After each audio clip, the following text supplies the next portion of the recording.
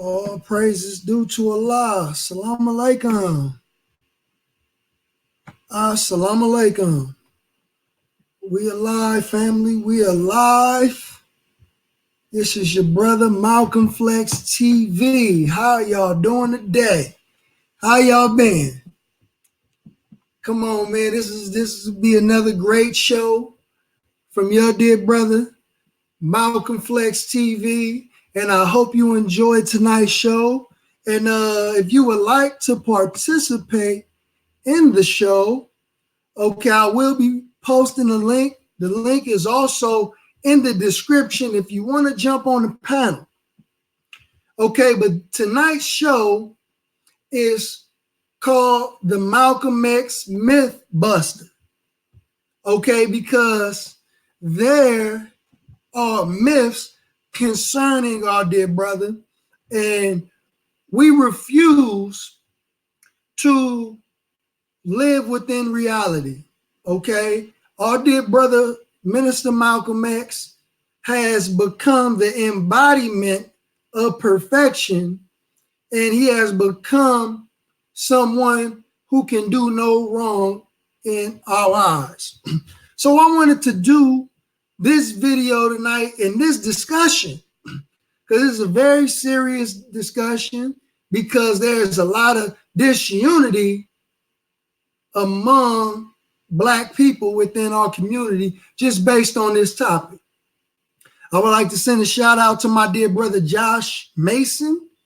Peace to you, and peace to my brother Truth Makes You Free, and all those who are else in the building. So please don't forget to hit that like button and that share button, and let's get these notifications out there. Let's put this video out there, and let's get people to engage and interact with this video who have questions concerning our brother Malcolm X and his relationship with the Nation of Islam.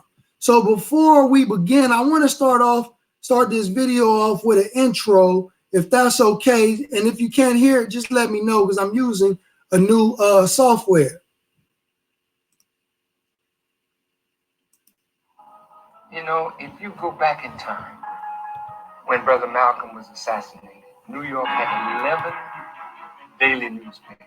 But from that time to the 1980s, you couldn't read any periodical that mentioned Louis Farrakhan in connection with Brother Malcolm's assassination. But when I arose, Farrakhan was emerging now as a voice for Black people, because no other Black person was drawing those kinds of crowds. Well, how does the enemy react to that? The young people don't know about the counterintelligence program. Why don't they know? This government and the counterintelligence program of J. Edgar Hoover, since they had no living person to put against me, then they raised my brother from the dead.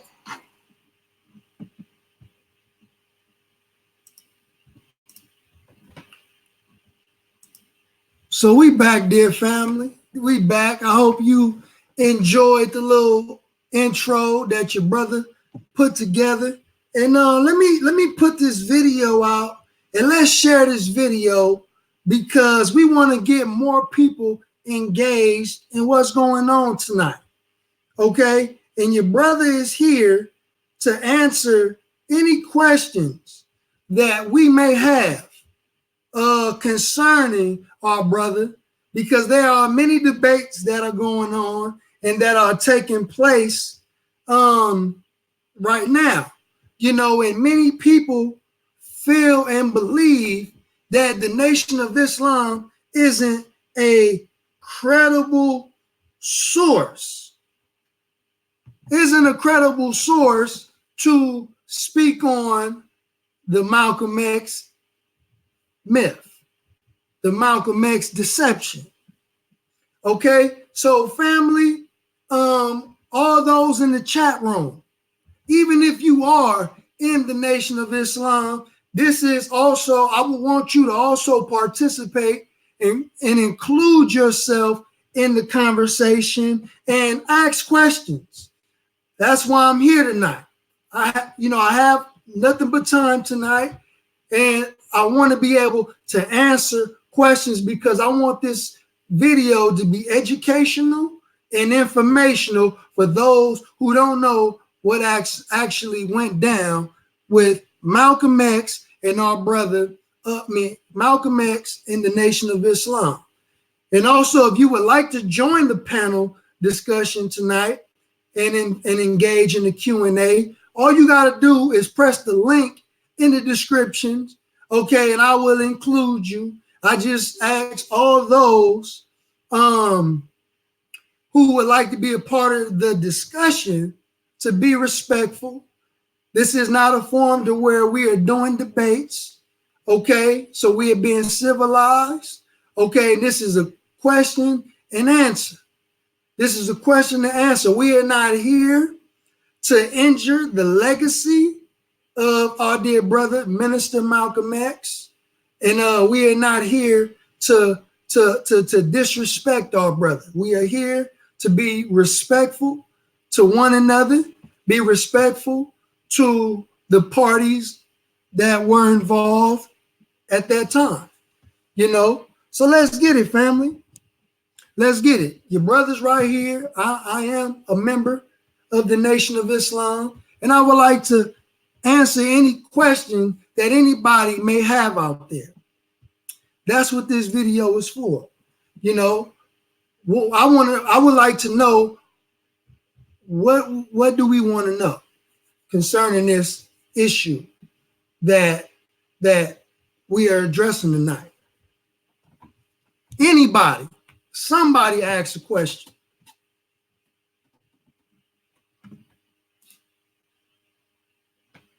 Come on now. I know somebody has to have a question for your brother Malcolm Flex TV. Somebody has to have a question for your brother Malcolm Flex TV because that's why we're here, And let me know if you shared this video. Thank you, Brother Evan, for sharing this video. But we alive tonight. We alive. Anybody with a question, you can post it up in the link. Okay, you can call in. Okay, we have a question. Okay, the question is from our brother X.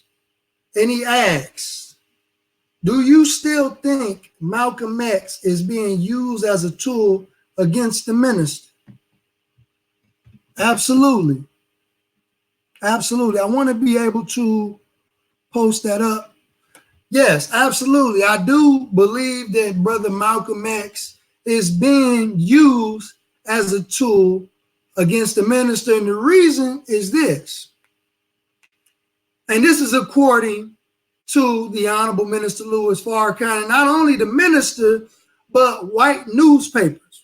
And the reason I personally believe that Malcolm is being used as a tool against the Honorable Minister Louis Farrakhan is because when our brother Minister Malcolm X was alive, when he was alive, white media hated the brother.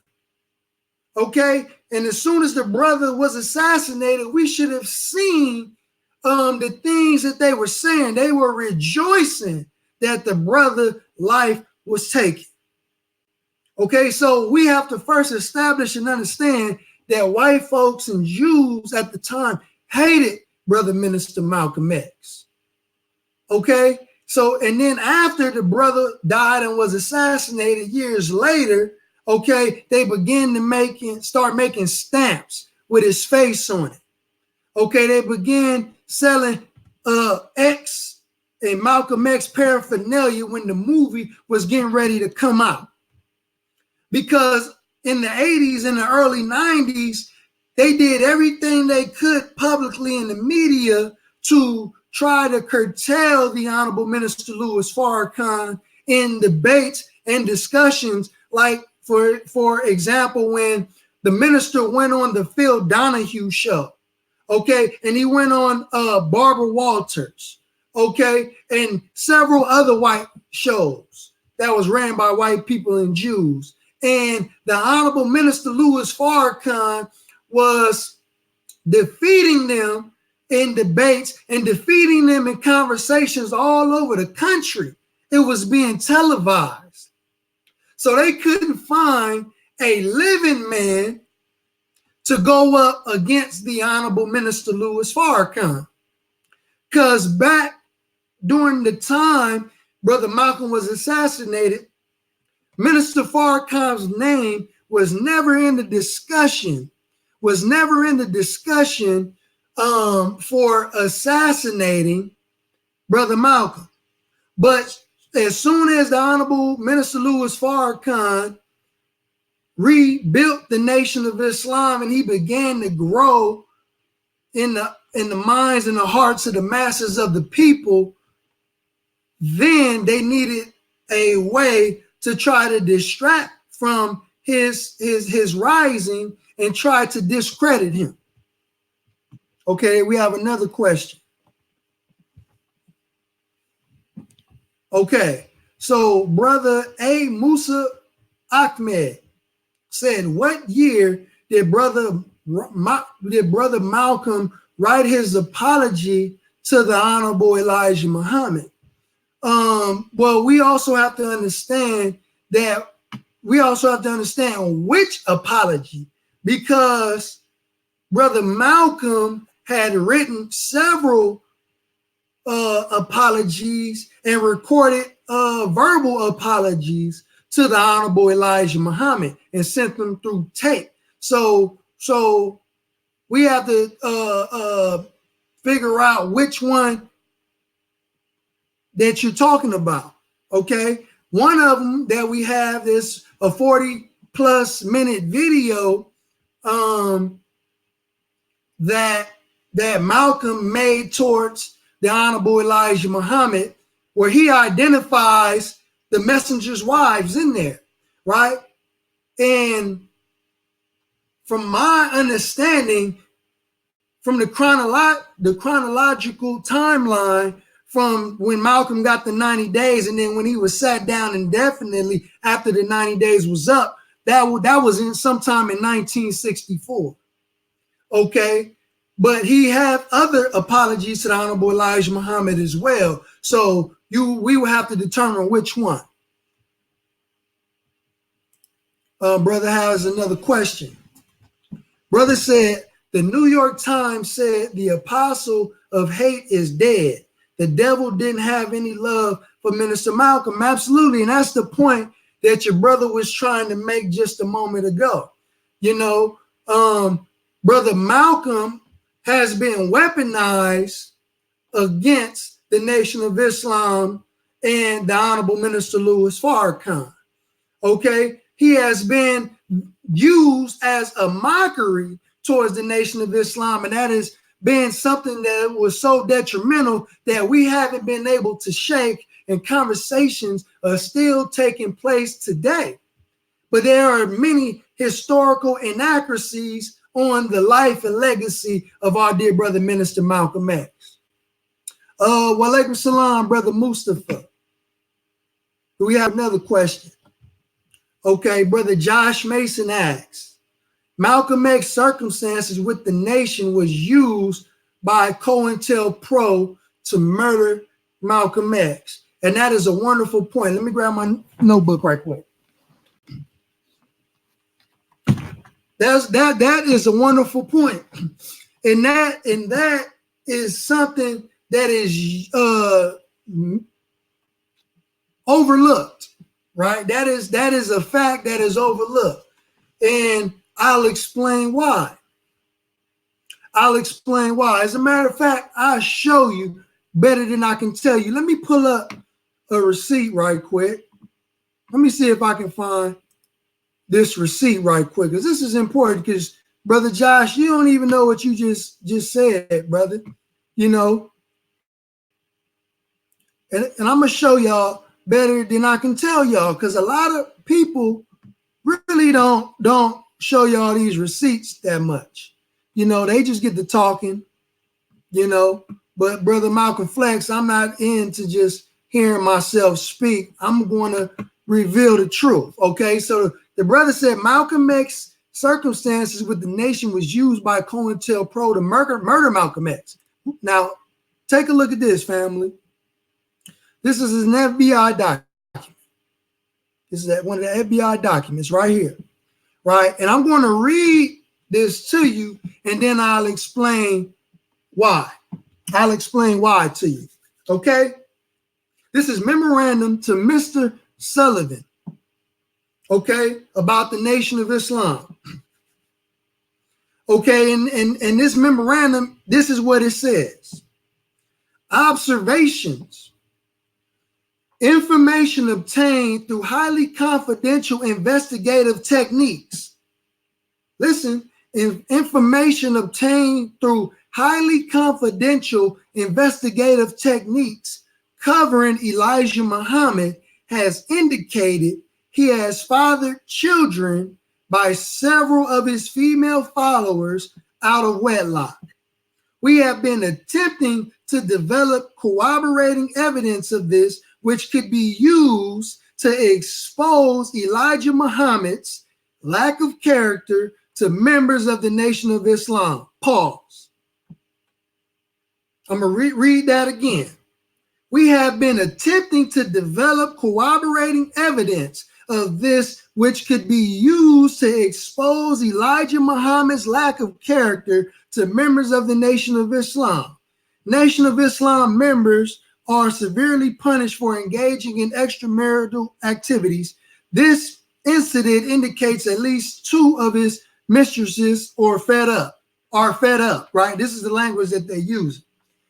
Through an investigation by the Chicago Police Department, we could bring this matter into the open, right? We can bring this matter into the open where exposure of these activities could be made without jeopardizing or highly placed sources, right? They didn't want to jeopardize their informants and their agents that were in position who had this information within the Nation of Islam, right? I'm going to repeat that again. It says, through an investigation by the Chicago Police Department, we could bring this matter into the open where exposure of these activities could be made without jeopardizing our highly placed sources. Later, blank and blank could be considered for interview to determine how far their dissatisfaction goes.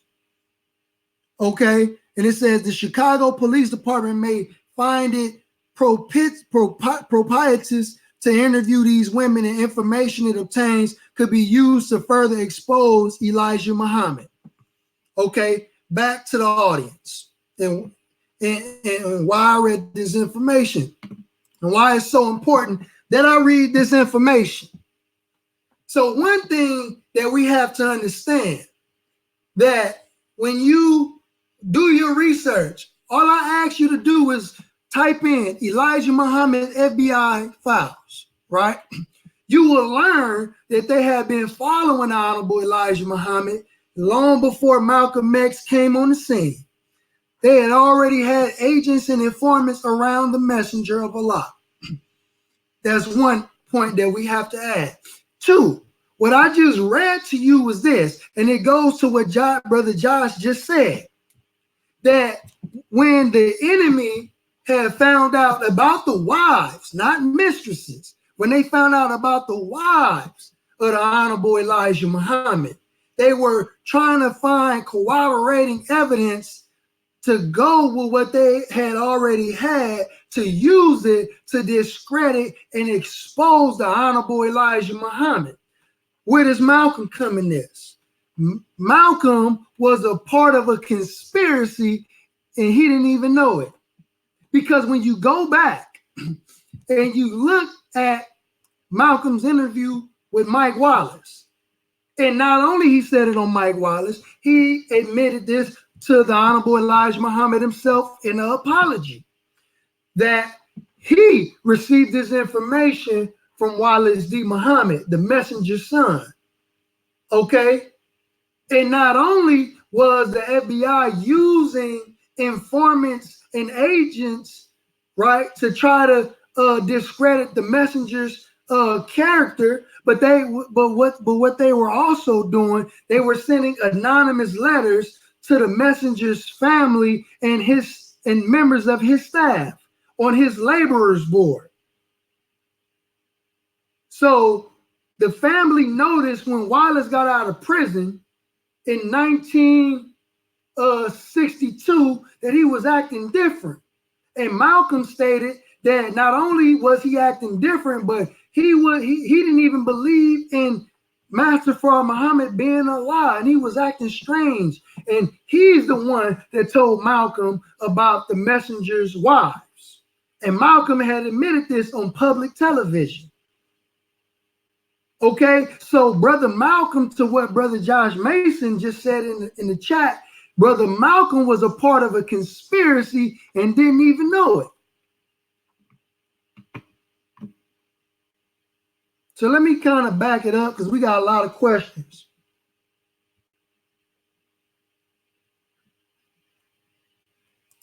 Okay, Brother Raheem Jefferson said his letters are being intercepted on the other end. This is why he decided to do an audio recording, because the letters are being intercepted on the other end, and he wanted to have that apology on record. Absolutely, I would agree with that. Brother X said, how can we get more people in the nation involved with the history of the Nation of Islam and many controversies we are facing, especially regarding Malcolm X? I think that, and that's a great question, I think that we have to continue being on the front line, encouraging brothers and sisters to study, and look into this information, so we can educate our people. I don't do the things that I do just to have this information for myself. I do it because I feel that many of our brothers and sisters who sincerely want to know the truth are out there. So I just want to be a conduit, okay, that the information can come through me by the grace of Allah, the Christ, and the minister. So I think us just being the example and doing the work will encourage more brothers and sisters to participate. Brother in the West asked the question. He said, the brother in the East is here to show love and support for this truth. All praises due to Allah. Thank you, dear brother. Walaikum salam, Sister Asiyata Muhammad. Brother said, Khalid Muhammad's circumstance with the minister was also used by COINTELPRO to strategically get rid of him as well. Yes, sir, that's possible. I'm not sure because I wasn't really around at that time, and I haven't found any information to support that information, but it's possible. Where are the questions at? Where are the questions? Who have questions? Brother Charles 37X Kenyatta said that if the Honorable Elijah Muhammad had walked into the Audubon ballroom and told Malcolm to go with him, he would have. It's possible. I'm not sure. At that time it was heated, but this is the messenger of Allah. He's not going to go to anybody.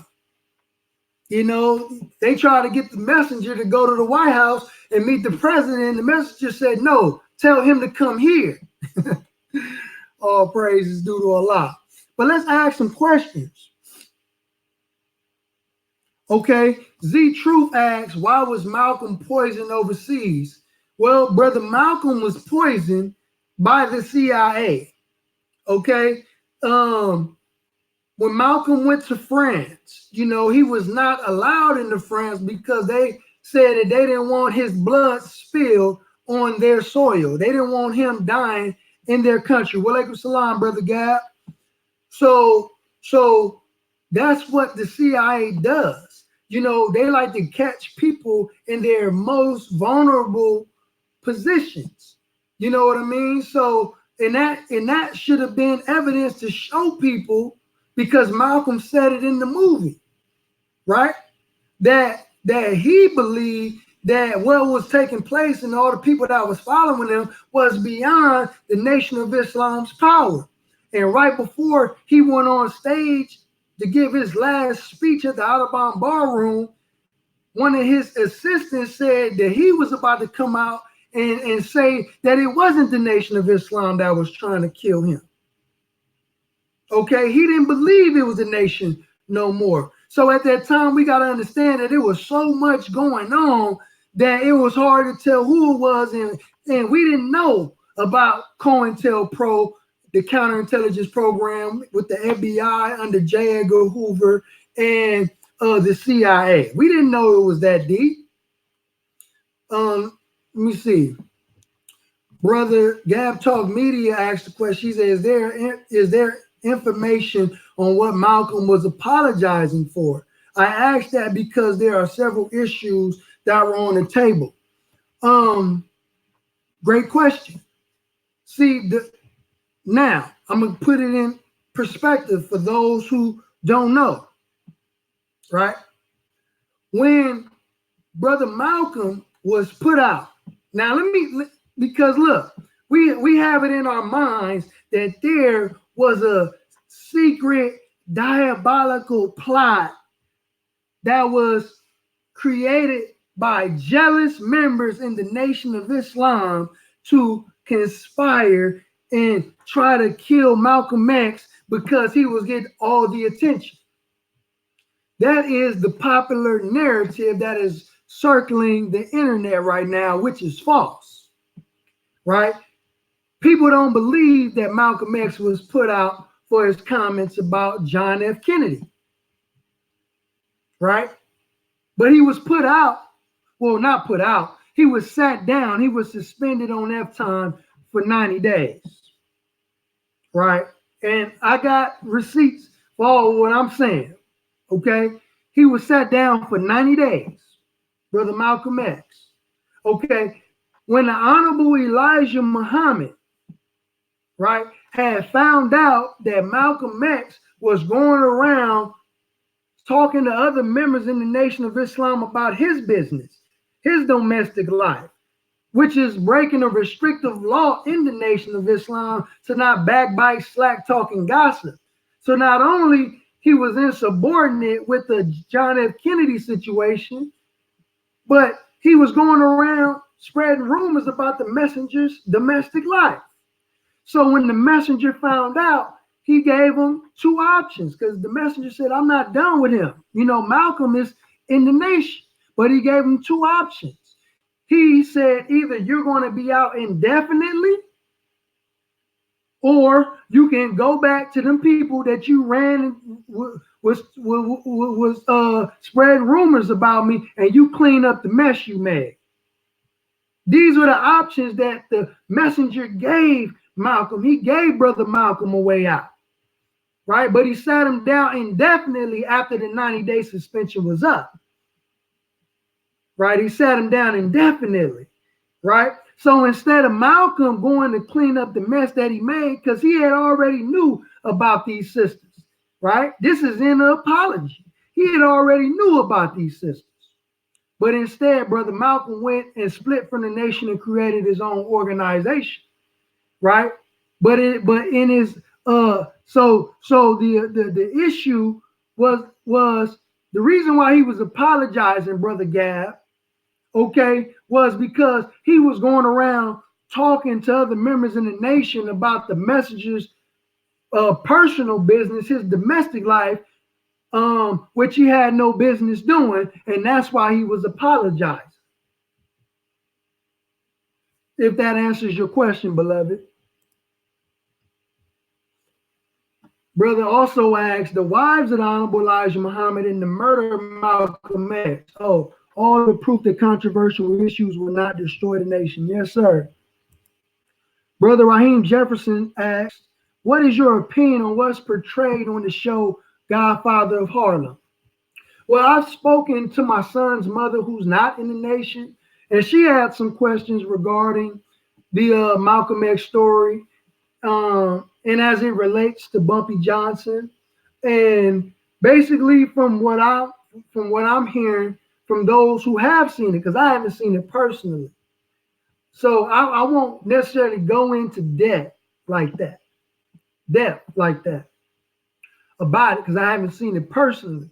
But I will say, be careful of what Hollywood and media is putting out in regards to Malcolm, because whenever they use Malcolm's image, it is always unfavorable to the Nation of Islam. And there's a lot of fiction involved, because when you really delve into the research of Malcolm X, you never really hear about Bumpy Johnson like that. I'm just going to keep it 100. He may have played a tiny role in Brother Malcolm's life, but when you really do the research, Bumpy doesn't even come up. You know what I mean? So just be careful watching these shows and not taking everything for face value without doing the research. Brother Musa Ahmed said, the Honorable Elijah Muhammad also said in the message to the black man that if Malcolm had stayed with him, he'd still be alive. I believe that as well. I believe that because I was going through someone's chat, right? And they was asking the question, Walaikum salam, Brother Carl. They was asking the question, why wasn't the FO? Why didn't the FOI defend him, right? And brother, it was actually Brother Garfield's show on the Dagger Squad, and brother said, "Well, brother, it's obvious that you don't know what's going on," which was a good answer, because when people ask why didn't the nation defend the brothers, because the brothers separated from the nation. So there was no reason to defend the brother. When he was making claims against the messenger that he was making, it was impossible to defend the brother. Okay, where we at? Walaikum salam, Brother Collective Minds. Okay, Brother X again. He asks, why did Malcolm tell the minister he wished it was him being an example for the minister instead of Malcolm being an example for him? Well, based on my understanding of what the minister teaches us is that brother Malcolm, we must study Brother Malcolm, right? There's a lesson to be learned in the life of Malcolm X, because we are taught in the Holy Quran that when Moses was following the wise man, in this instance, the wise man is the Honorable Elijah Muhammad. When Moses was following the wise man, he was questioning the wise man. And every time it looked like the wise man was doing something wrong, Moses would question him, right? And the wise man would always tell Moses that, okay, this is your last time questioning me on the decisions that I'm making. And after this, you will no longer be able to follow me. So when Malcolm got upset with his leader, and it appeared that his leader was doing something that he didn't agree with, then he turned on his leader, right? And Malcolm was an example for the minister, because Malcolm was the messenger's top student at the time, and he was teaching the Honorable Minister Louis Farrakhan and helped grooming the Honorable Minister Louis Farrakhan.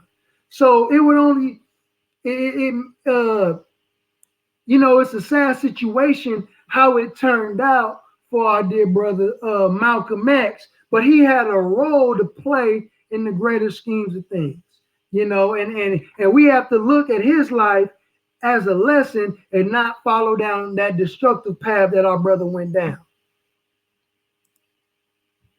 Brother Truth Makes You Free said, did Spike Lee consult the Nation of Islam when he made Malcolm X movie? Yes, he did.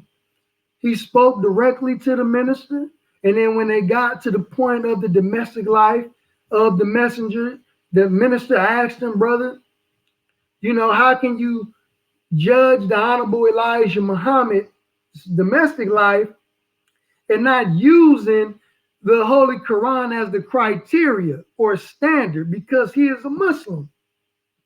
You know, so yes, he consulted with the minister, and the minister disagreed with him, but the minister couldn't stop him from doing what he did. He tried to persuade him, but he allowed Spike Lee to do what he did, and what Spike did was detrimental to the image of the Nation of Islam.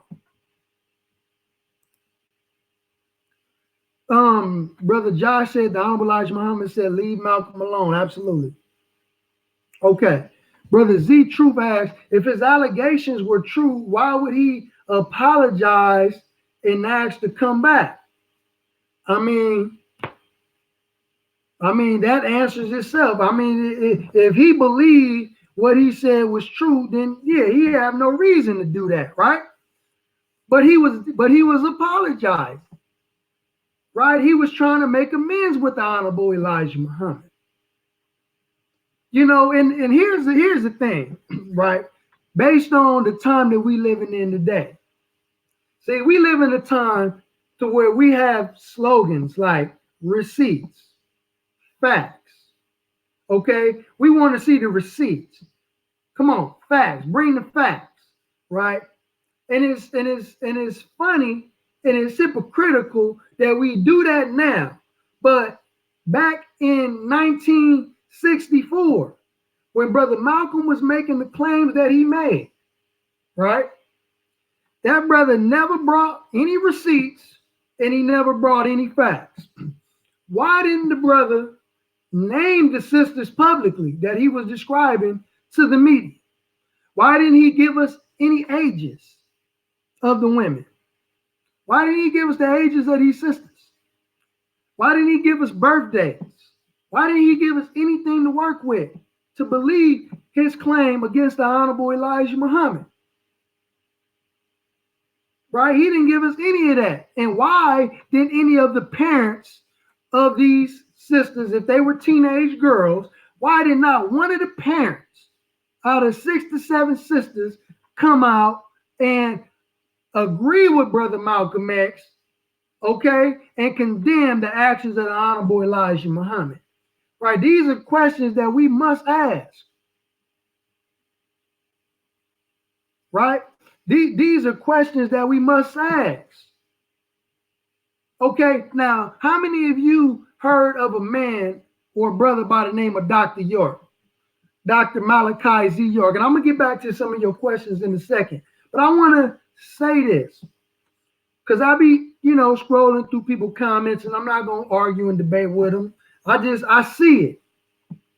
All these people who are calling the Honorable Elijah Muhammad a pedophile. Right. So, and I'm gonna get back to your questions, but press 1 if you heard of Dr. Malachi Z. York. Press 1 in the chat for me, because I'm about to ask a crucial question. Right? I'm about to ask a crucial question. I need some interaction right now. Press 1 if you heard of Dr. Malachi Z. York. Just let me see it in the chat, because I got a crucial. It's a very important question what I'm about to ask. Okay, we got one brother. We got a few people said that they heard of Dr. Malachi Z. York. Now I'm gonna ask you another question, because this is important. This is important. Where is Dr. Malachi Z. York? I'm just waiting. I need some interaction, because I gotta bring some common sense to this. Where is Dr. Malachi Z. York?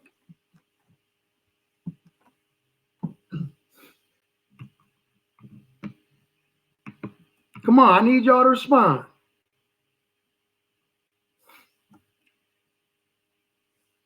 Okay, come on. Prison, jail. Okay, so Dr. Malachi Z. York is in prison, in jail. One last question, family.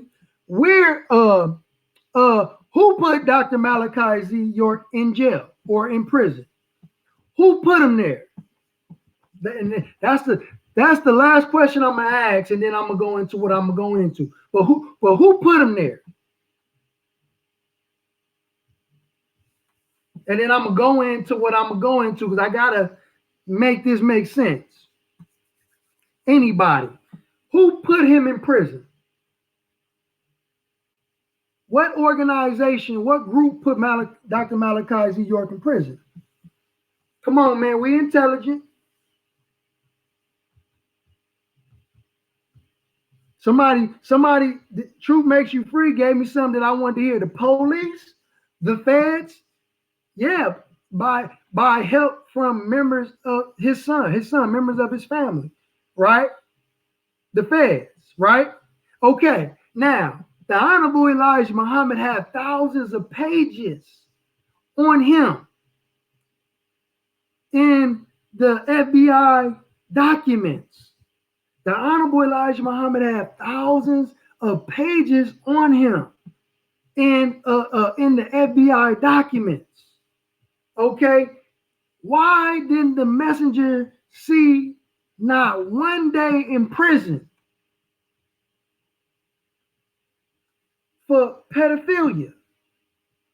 Why in those FBI documents, okay, never did they identify these women as teenage girls or teenage secretaries? Think about that. The feds is locking everybody up for pedophilia. R. Kelly, even rape. Okay, R. Kelly, Bill Cosby, Mike Tyson, Kobe Bryant, Michael Jackson, and the list goes on and on. Feds is bringing dudes down for this. Okay, and as big as the Honorable Elijah Muhammad was, you think that they wasn't gonna get their man? Y'all think that they wasn't going? Y'all think they was gonna let this man slide if he was engaging in such activity? See, I'm just here to make you think. Like Dan Calloway say, I'm just here to make you think. Okay, if the messenger, the Honorable Elijah Muhammad, was involved in the assassination of Brother Minister Malcolm X, why didn't he do a day in prison? Believe me, they had all kind of informants and agents in the Nation of Islam around the Honorable Elijah Muhammad who were reporting directly to the FBI, and the FBI was reporting directly to J. Edgar Hoover. And now one report said that these were teenage secretaries.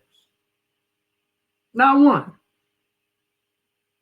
They never gave the ages of these girls. They never even mentioned about them being underage. In Malcolm's apology to the messenger, when he mentioned the wives, he never mentioned them being underage. So I'm just here to make you think. If they can get Dr. Malachi Z. York, and he created his own nation and had his own land. Dr. Malachi Z. York had his own land. And I'm just saying, these are allegations against him. I'm not saying Dr. Malachi Z. York did it, but what I'm saying is, if they locked him up, the feds locked him up for the same exact thing, but they didn't lock up the Honorable Elijah Muhammad, I'm just here to make you think. Let's go to another question. Let's go to another question. Let me see what kind of questions y'all got.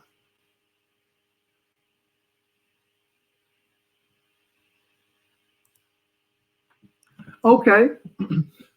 Z Truth asked the question. Now, Brother Z Truth asks, were any of the wives underage? Let's deal with it. Hold on one second. We're going to bring out the receipts. And I'm going to give y'all, I'm going to give y'all what Brother Malcolm didn't give y'all. Give y'all a luxury that our brother didn't give you. Right? I'm going to give you a luxury that our brother didn't give you. Right? The receipts. Right? I'm going to give you the receipts. Because our brother didn't give us this luxury. I'm going to give y'all the birth dates of these sisters. Right?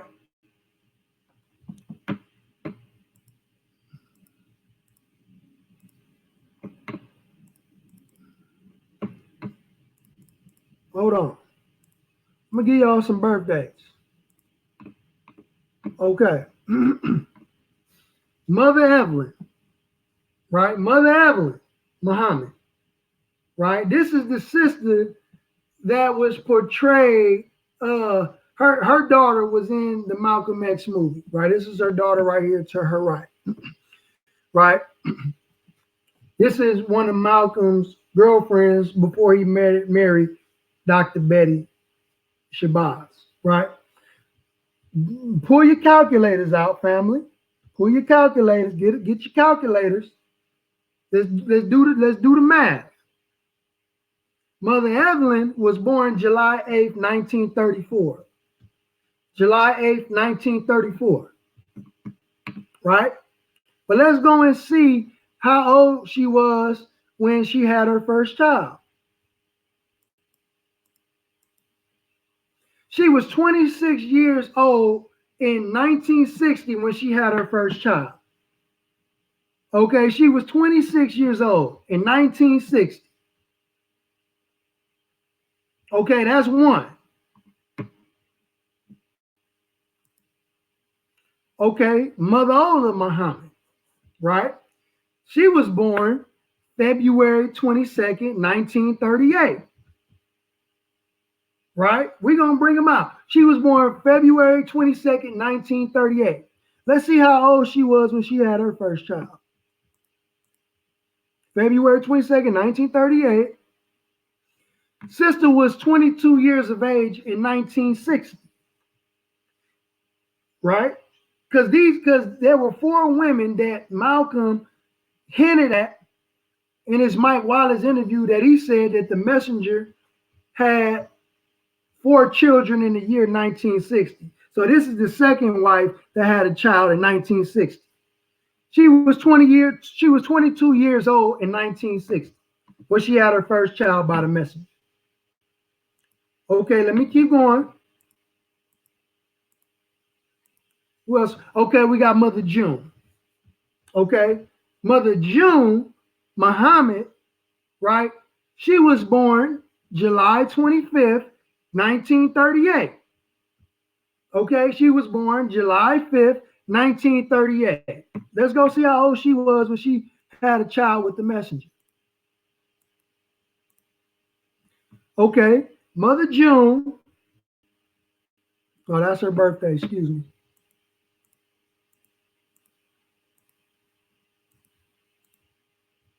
Okay, Mother June was 22 years old when she had her first child by the Honorable Elijah Muhammad. Walaikum salam, Sister Etosha. She was 22 years old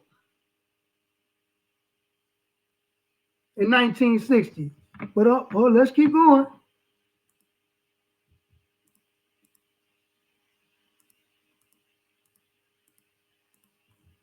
Okay, Mother Bernique, another sister, right? Mother Bernique Muhammad. She was born May 3rd, 1941. That's an arrow. That's her in the back there. She was born May 3rd, 1941. Let's see how old she was.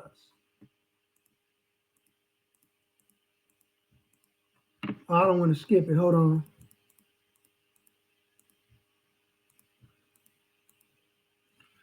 Sister had her first child in 1965. She was 24 years old, 24 years of age.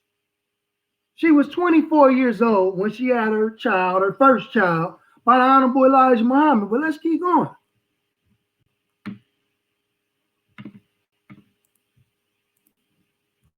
Okay, hold up. Sister Lucille. Okay, Mother Tynetta. Okay, Mother Tynetta Muhammad was born May 10th, 1941. May 10th, she was the youngest wife. Remember, she was the youngest. She was born May 10th, 1941. Let's see how old she was when she had her child by the messenger.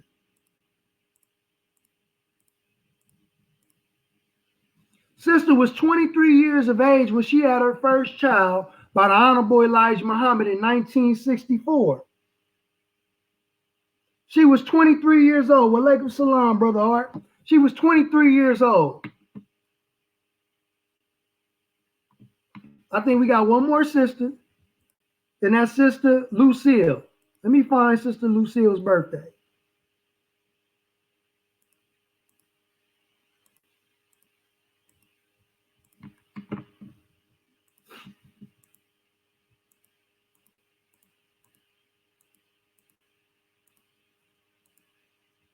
I probably didn't post it up here, but I got it in my phone. Okay, I didn't post it up here, but I got it in my phone. Hold on one second.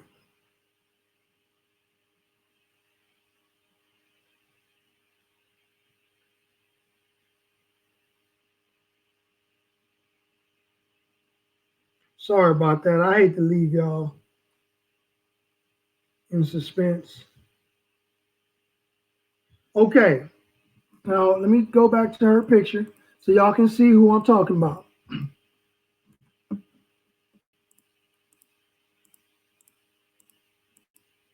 Now, Mother Lucille is this sister right here, right? The dark-skinned sister with the two babies next to her, right? Sister was born November 30th, 1930. November 30th, 1930. She had her first child with the Honorable Elijah Muhammad in 1960. She was 30 years of age when she had her first child with the Honorable Elijah Muhammad. And we don't have to go with Mother Claire because Mother Claire was born in 1889. She was only a couple years younger than the Honorable Elijah Muhammad. So we don't have to deal with Mother Claire, right? We don't have to deal with Mother Claire, okay? So none of the sisters were underage, okay, when the messenger married them and had children by them. Okay, so I gave you all the luxury and the courtesy that Brother Minister Malcolm X didn't even give you. Okay, but let me see if we got any more questions.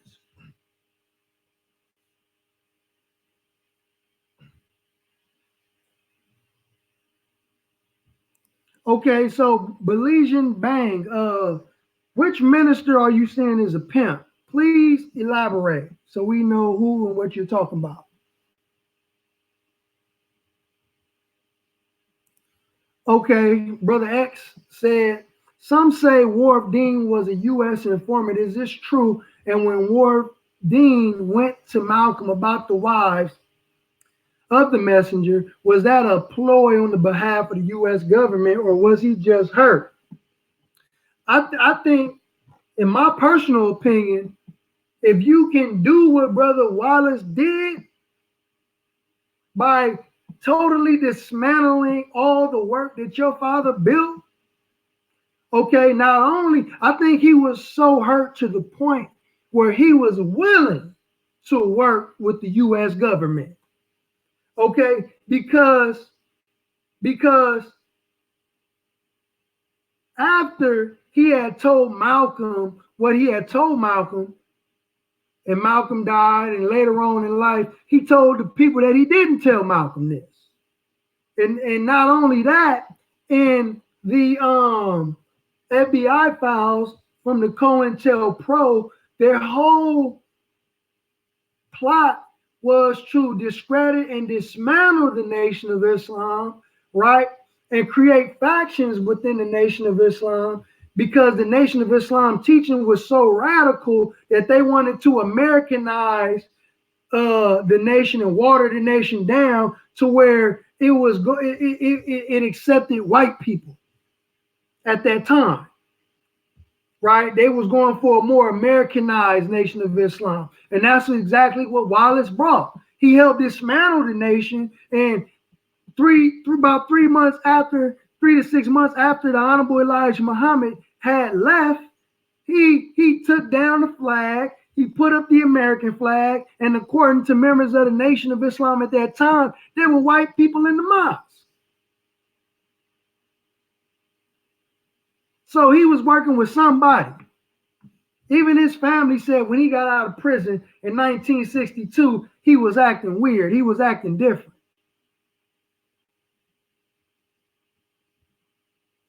Right? So let me get to some more of these questions.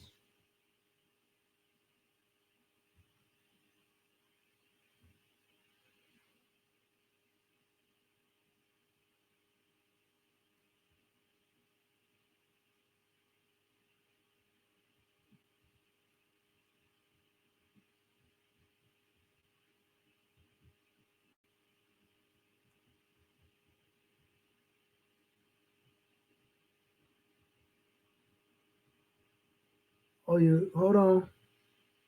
Walaikum salam. Brother Nicer. Okay, let me see.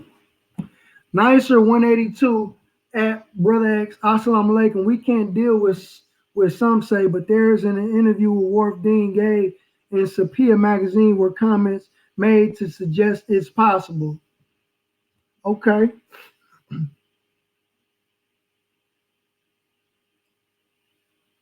Okay, Brother Art, I think he has a question. Brother said, Assalamu alaikum, good brother. Tell them how many times Malcolm really went to Mecca. Malcolm went to Mecca probably about 2-3 times, and he was the Muslim ambassador out here for at the American embassy out here, I believe. Right? So, the first person to ever send him to Mecca was the Honorable Elijah Muhammad. So for Malcolm to come and act like that was his first time ever being around white Muslims, was false. And like Brother Khaled said, I don't know what Malcolm was tripping on because some of them white Arabs are some of the most racist people. So all that stuff is questionable.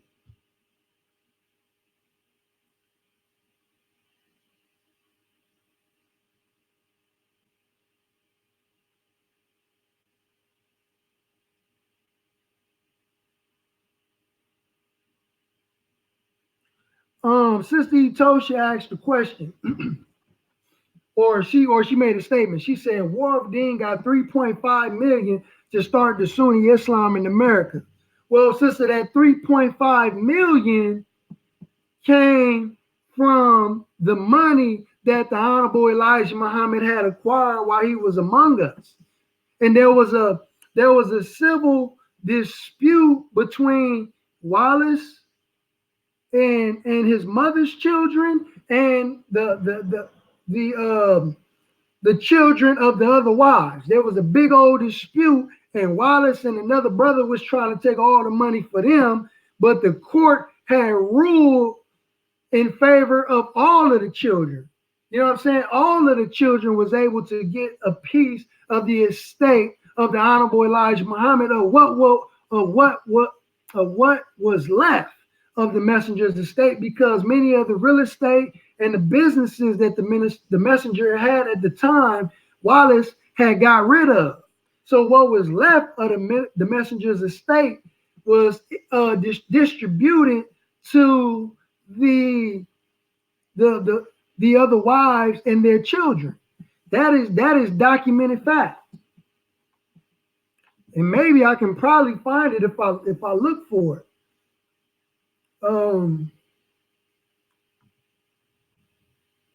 I got so many documents, it's crazy. But if y'all make me look for it, I'll go and find it. Best believe that. Yes, he was an informant.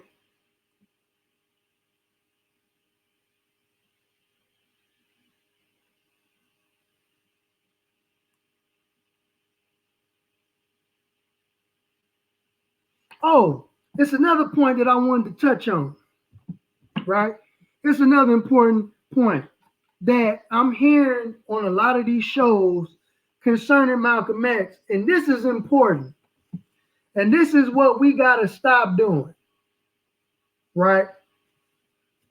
We got to quit labeling Malcolm X as a snitch.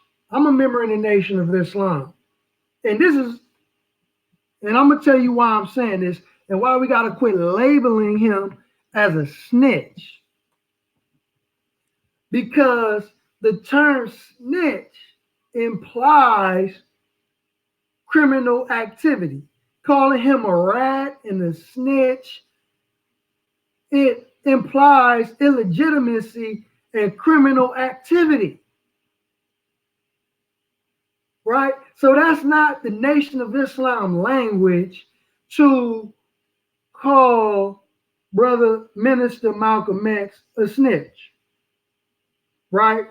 There's a difference between a snitch and a rat and a defector. Right? A snitch and a rat is an individual in street terms, right? Who is engaging in criminal activity with other entities, with other people, right? And they're doing wrong together. But I get caught and I don't want to go down by myself, so I'm bringing the whole organization down with me. That's what in street code, that is what's considered a snitch or a rat, right? Malcolm was not that. Malcolm was a defector, right? And what do I mean by defector? A defector is one who is a part of a country, nation, military, or spiritual organization who changes loyalties, changes views, and he is trading secrets of his original organization with their enemies.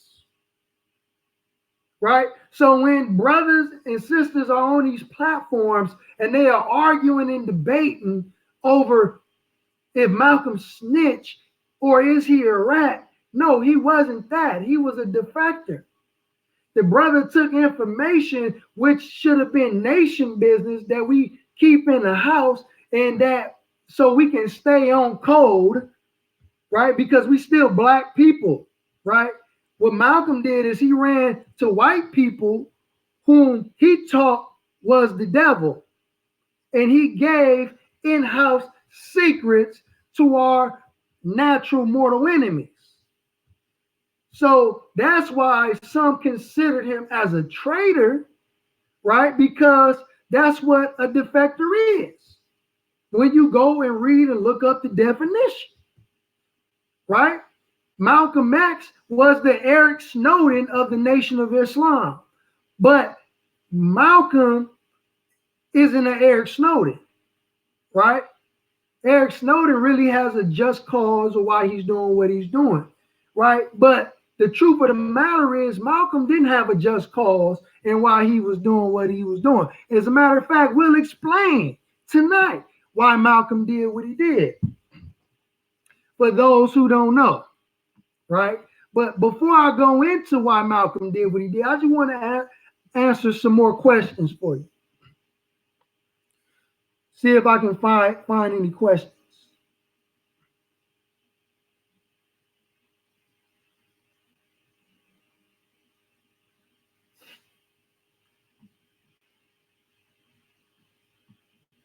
Okay, Sister Hikaba Mecca asked a question. She says, "Walaikum salam, brother. How did you acquire the information on how old the wives were when they had children?"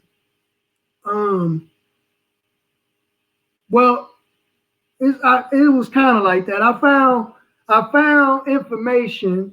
Let me see if I can find it, and I can show you. Let me see if I can find it to help y'all out. Because I want to be transparent tonight. And if I can help in any way, I will. So let me see something.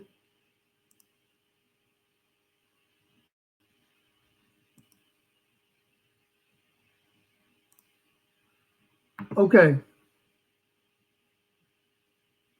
going to share my screen with you.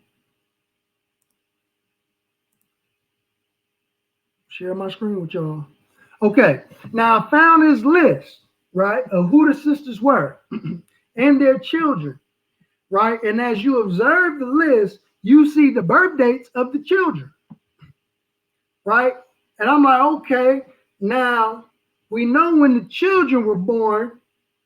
How do we find out when their mothers were born?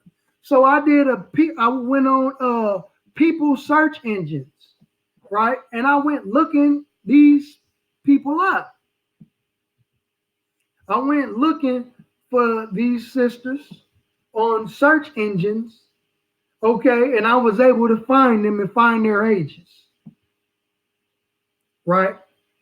I was able to find their ages based on this list right here. And not only just based on this list, but cross-referencing information, going through documents, going through the FBI files, going through actual testimonies, help me to determine that these people are actual people. Based on this list right here, dear sister Mecca, if that answers your question, dear sister.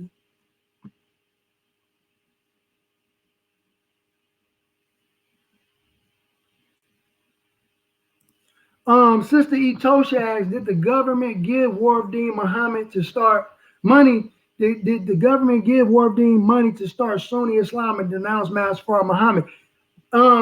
Maybe the Arabs gave him some money, because from what I heard the minister say, that the Arabs offered him money to accept Orthodox Islam, Sunni Islam, and denounce the messenger's teachers and denounce Master Muhammad. And they invited members behind the messenger's back. They invited members of the messenger's family to come to Mecca and learn from their scholars. And he said that the messenger said he wouldn't give 2 cents to the scholars over there.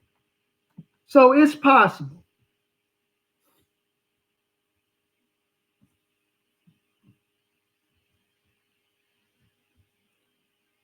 Brother said hypocrite is the proper term in my opinion. But again, we're not doing this video to injure the legacy of Brother Malcolm. We doing this video to just bring the facts. Okay, Sister Ashiata Muhammad said the wives of the messenger were present at the last Savior's Day I attended, and they gave their birthdays. I can't remember which year it was, but the video is on YouTube. Yeah, just if you can find that, dear sister, send that to us, please.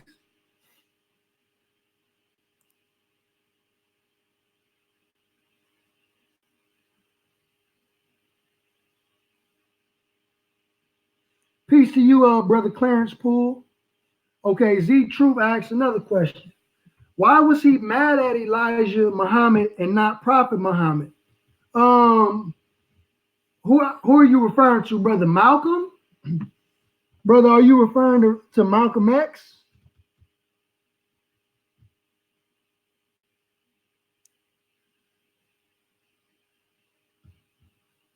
Who are you referring to? Brother Clarence Poole stated in 1934, the Nation of Islam had a big altercation with the Detroit police. Can you show the people how many members it was then? Because they think Malcolm is the one that brought everybody. I believe that's what he's saying. I think there's a video on the channel. I think it's called Dear Holy Apostle by one of the brothers. And I think he talks about that. Let me see if I can find it. I'll play the video.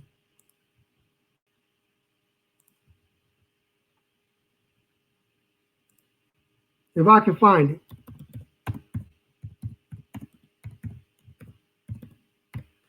But don't let me forget. We're gonna get into the reason why Malcolm said what he said. Don't let me forget, y'all.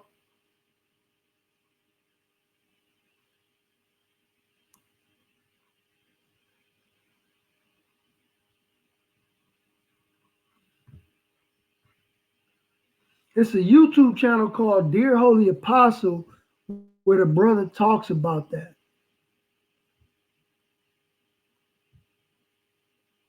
I can't find it right now.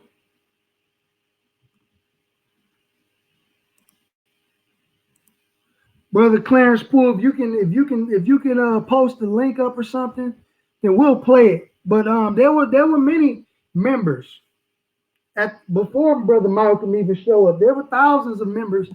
Master Muhammad raised up 25,000 members by himself. Okay, I think we got another question. He said, "How did the Honorable Elijah Muhammad feel about Malcolm going to the United Nations?" Um, I'm not sure on that. I've never heard the messenger speak on that.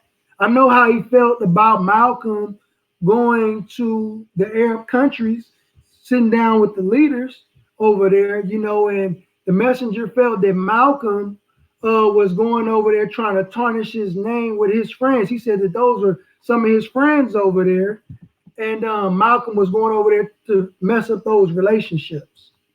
But I'm not sure how he felt about him going before the United Nations. But I know how the FBI and the CIA felt about him going before the United Nations because they assassinated the brother.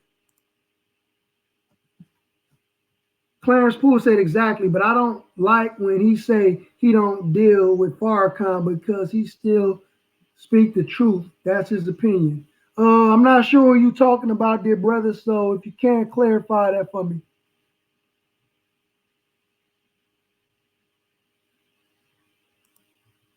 Brother Art says, Brother Jeremiah Shabazz and Yusef Shaw gave some very good details about those times. And Minister Wazir, brother. Oh, yeah, yes, sir. Yes, sir. May Allah be pleased with those brothers as well. But they did. They did. They gave a lot of good information. And now let me kind of give y'all an understanding of the background why Brother Malcolm was upset with the Nation of Islam. Hold on right quick. And then in a minute, I'll bring some of you in on the panel as well if you want to join me.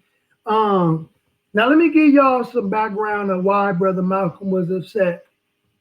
Because we got a lot of people, they talking about in-house stuff. A lot of them are talking about nation business. And they don't even know what actually took place. Okay? So let me kind of go into that history. Okay. Now, when Brother Malcolm said in New York at a meeting, he said about John F. Kennedy after the assassination, he said, it looks like a case of the chickens coming home to roost, right? It looks like a case of chickens coming home to roost, right? And the national laborers was there. The national secretary.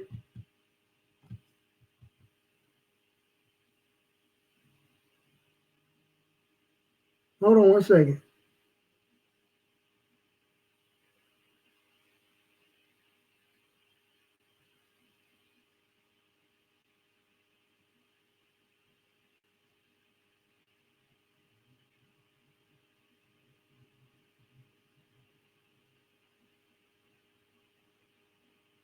Hold on one second.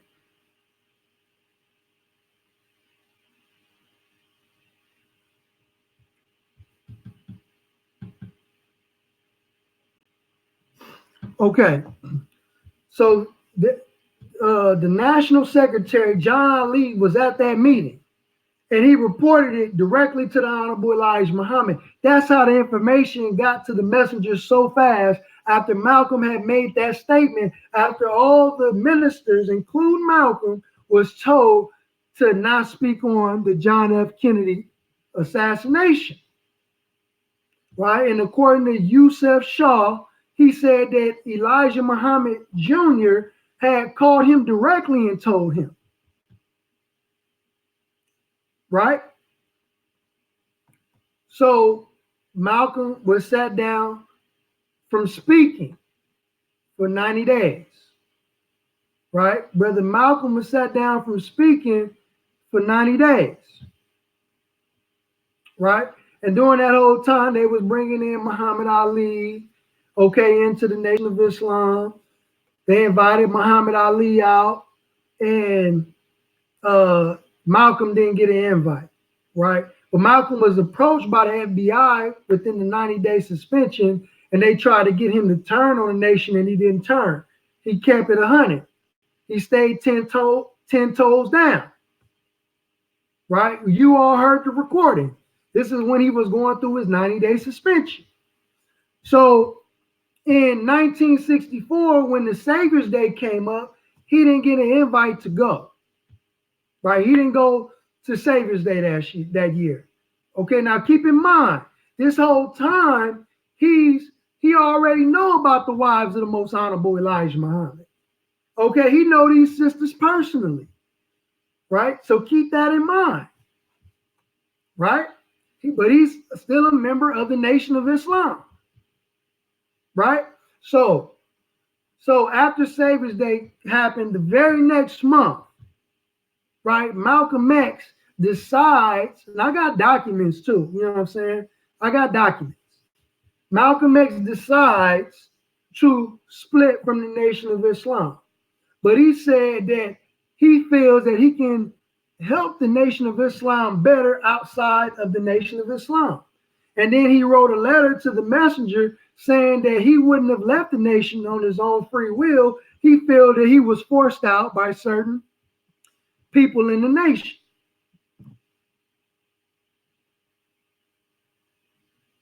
Hold on one second.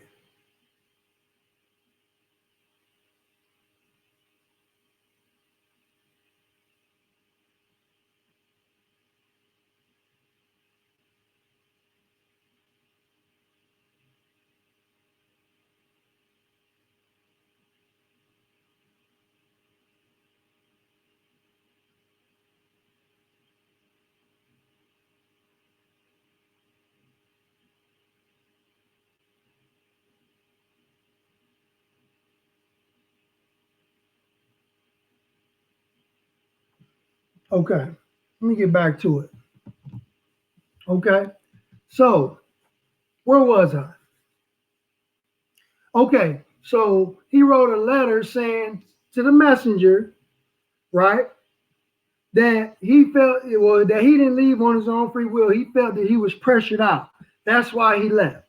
And then after that, before that, because he had left, but he said when he left that he wasn't going to create a group to rival the Nation of Islam. But he ended up announcing that he was going to create his own group. Right? So I want y'all to walk with me through this. Right?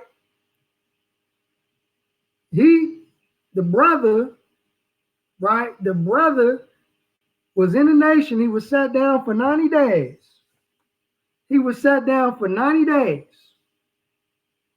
Right? And then after Savior's Day, a month after that February, he split from the Nation of Islam. And then he said he was going to create his own organization. All the while, he knows about the messenger's domestic life. He knows about the wives. He knows the women personally. Right? And then, since he split from the nation, the Honorable Elijah Muhammad told his secretary, Brother Masio, of the secretary of the New York Mosque, number 7, he told him to write and send Malcolm an eviction notice, right, to evict him out of the house that the Nation of Islam had bought and paid for. Okay, they served Malcolm. And so after Malcolm was coming from a hearing, he was coming from a hearing on the house for the eviction, he was bum rushed by the media. And the media was asking him about the split between him and Elijah Muhammad. And he said the real reason was because it's something that I know about the Honorable Elijah Muhammad that they was trying to keep secret. And that's when he said, I believe that the Honorable Elijah Muhammad is sleeping with teenage underage girls. So the question is, are you upset with the messenger for giving you an eviction notice, or are you upset with the messenger allegedly sleeping with underage girls? And if it's the messenger sleeping with underage girls, well, you have been in the nation the whole time and you never even considered about saying nothing when you was living in the house that the Nation of Islam had bought. And the only reason why you coming out with this information now is because you're getting evicted out of the house.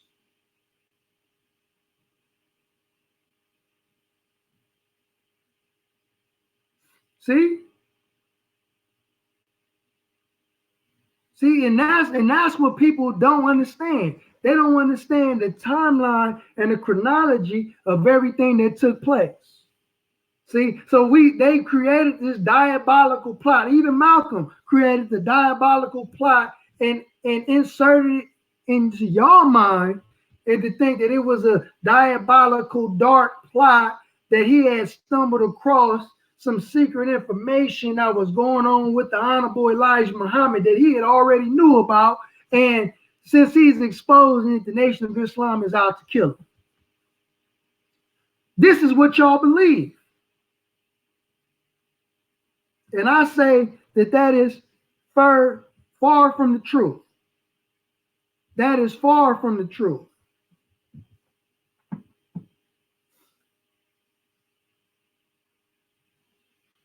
You know, so this is why your brother's here and we doing this tonight.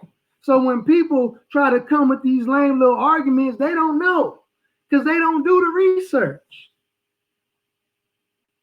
See, Malcolm was creating lines of attacks against the Honorable Elijah Muhammad, coming up with new stories in the media to attack his spiritual father.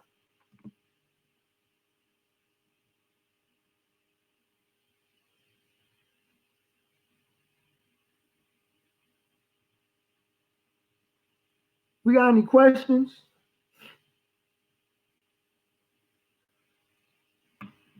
Brother Question asks, Brother Truth makes you free to ask the question. He says, some people say Malcolm was getting too big for his britches. Do you think that was the case? Well, I think it was to a certain degree, because the messenger told him that all this media attention is getting to his head. You know, especially after he said what he said about John F. Kennedy. So the messenger told him that personally, which I agree with. And some of the messenger's family felt the same way as well. You know, but I don't think that well, I'm gonna say what the minister said. He said that there were people in their inner circle that was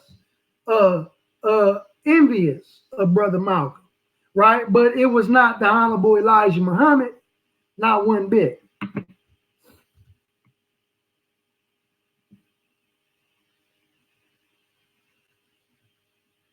Okay. Sister Hikawa asked the question. She said, so did Malcolm ever actually go to the messenger and talk to him about his domestic life? No. No.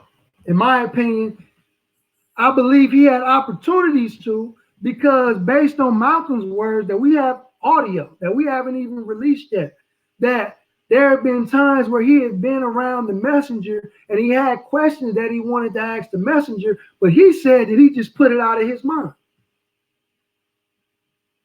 That's what Brother Malcolm said. He had opportunities to do it, but he never did it. In my opinion, you know, but when the messenger had found out what he was doing and he was spreading that information around, then the messenger addressed him on it, and instead of him taking total responsibility, he said, no, Wallace is the one that told me. Because people was coming to him about it, and Malcolm said that he was going to people in certain members of the messenger's family, and he was asking them, you know, whatever's going on, let me know. And if this is going on, if the messenger got multiple wives, you know, let me know, and I'm gonna defend the messenger. So he was ready to defend the Honorable Elijah Muhammad himself. But they was trying to keep Malcolm out of that. They didn't want Malcolm involved with that. But Malcolm was ready to defend the messenger no matter what. He had already knew about the sisters. He knew them personally. I hope that answers your question, dear sister.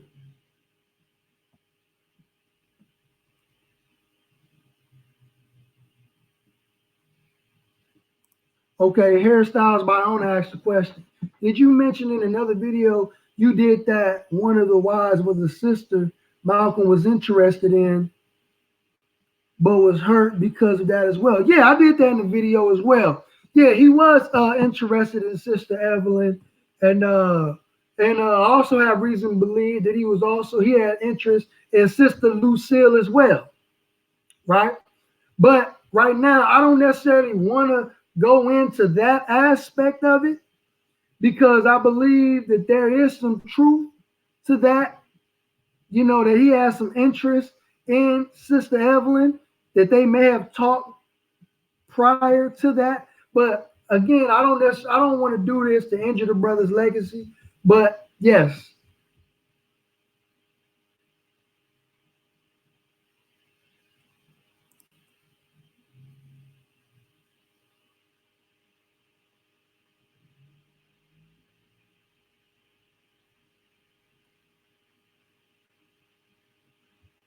No, he was, Sister Mecca, he was afraid to address the messenger.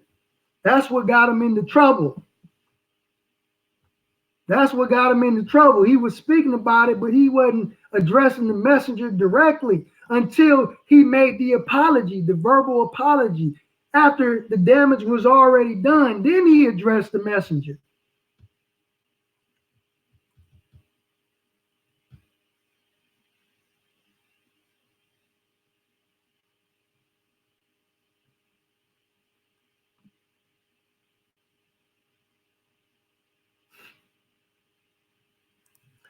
Brother Clarence Poole asked the question, do you know the messenger time to my city, Baltimore, 1942, and it's still the same since 1942? He said, this going to be a hard task to raise my dead people. No, I didn't know that. Sister Etosha asked, why did Wallace tell him that? Well, in my opinion, Wallace was working against his father. There's no other reason. There's no other answer based on the history of Wallace Muhammad. He was working against his father and everything that he built. Sister Mecca said, wow, so without even talking with him to get understanding, he just goes to the enemy. Wow, he was really spreading, he said, before he even getting the facts. Before he was getting the facts, though, whether the info was from the son or not. Yeah.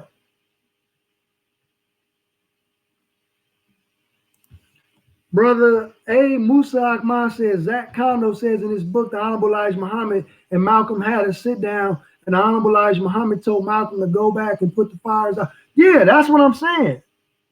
That's what I'm saying. They had a conversation after the fact, after Malcolm was already in trouble. When Malcolm was in good standings, that's when Malcolm should have had the conversation with the messenger. But when the messenger had found out what Malcolm was doing, then they had a conversation. That's why I said earlier that the Honorable Elijah Muhammad gave him a way out to clean up his mess. But Malcolm didn't do it. Malcolm split from the nation instead of cleaning up his mess. And went and told the white media that he never had a fair hearing. He never had a fair court hearing in regards to the Nation of Islam. But the messenger had already told you what to do. Go and clean up the mess that you made. Put out the fires that you started. So no, he didn't have a meeting with the messenger when he was in good standing. And he was putting out that information and never consulted with the messenger.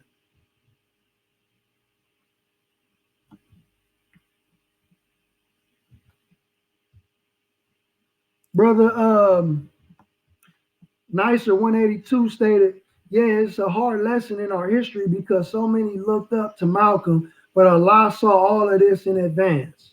Oh yeah, absolutely. Absolutely.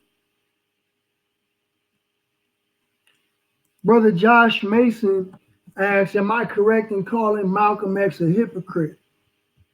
Well, we all are tinging on a tinge of hypocrisy, right? Some of our hypocrisy is greater than others,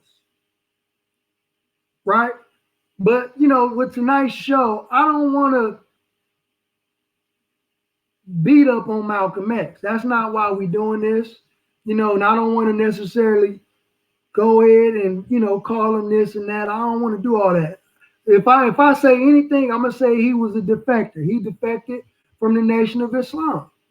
Because there are many people who love him. There are many people who claim to love him, right? And I'm not here to incite anger in anybody. I'm just here to teach.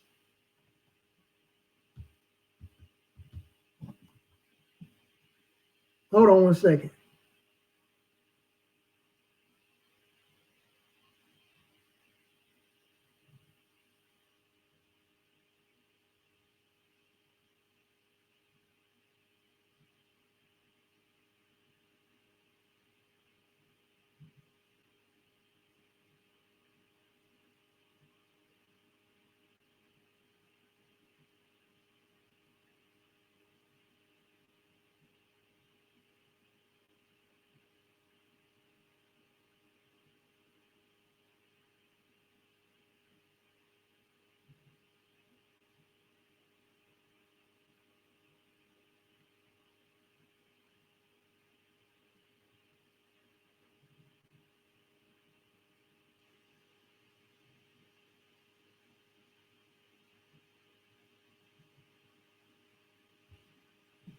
Okay.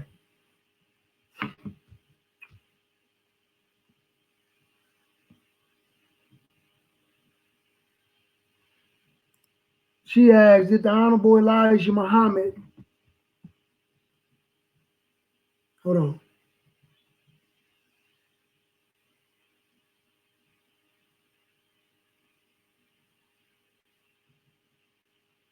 She asked, did the Honorable Elijah Muhammad have the direct phone number of the Honorable? No, she said, did Malcolm X have the Honorable Elijah Muhammad direct phone number? Yes, ma'am. Yes, he did. Brother Clarence asked, when it comes to agriculture, how can one who's not a registered member buy product from the farms, from Mohammed Farms? Just show up to a mosque or a study group. We have brothers and sisters who are secretaries, and they'll help you show up. I believe we have a website as well. I think you can go to able.com, and you can probably order from there as well. Okay, brother A. Musa Ahmad said, was he class C or F? You said he wasn't in good standings. Brother was class F. He had 90 days. He was out for 90 days. That's class F.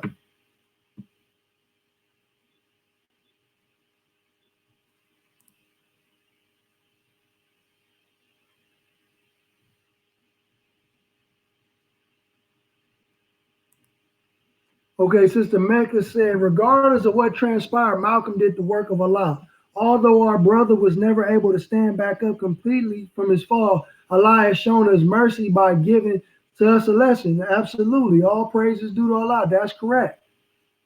And again, he was a fine brother. He was a beautiful brother. You know, we love the brother all the way to this day. And even the minister said that if he and Martin Luther King were still alive, we'll be in a better position. That's just what it is.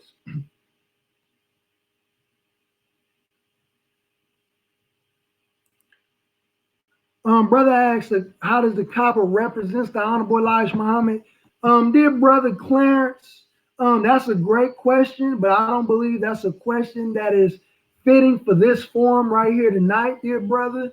Maybe we can probably come back and double back and talk about it in another show. But I just want to stick to the subject, stick to the topic tonight, dear brother. And I do appreciate the questions, but I just want us to stay focused because I don't want us to get distracted from what's going on.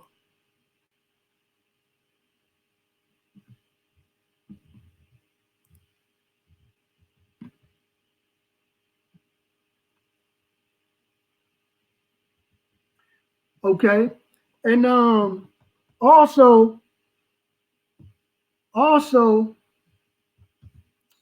brother Josh, if you want to post the link up to Mohammed's farms, um, I'll do it. I'll do it. I'm gonna post the link up to Mohammed's farms in the comment section.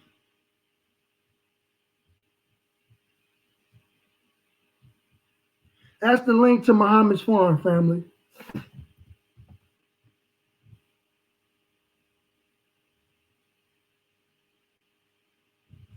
Okay.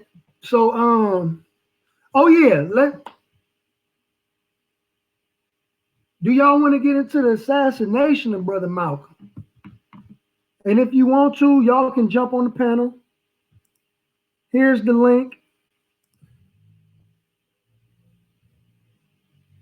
If you want to join me.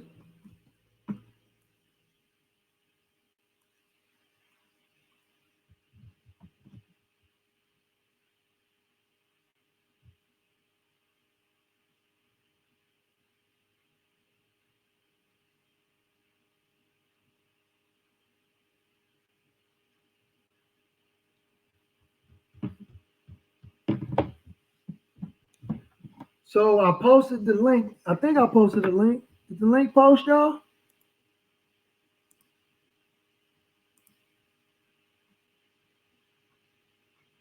Okay. Yeah, if y'all want to join me on this live, come on in.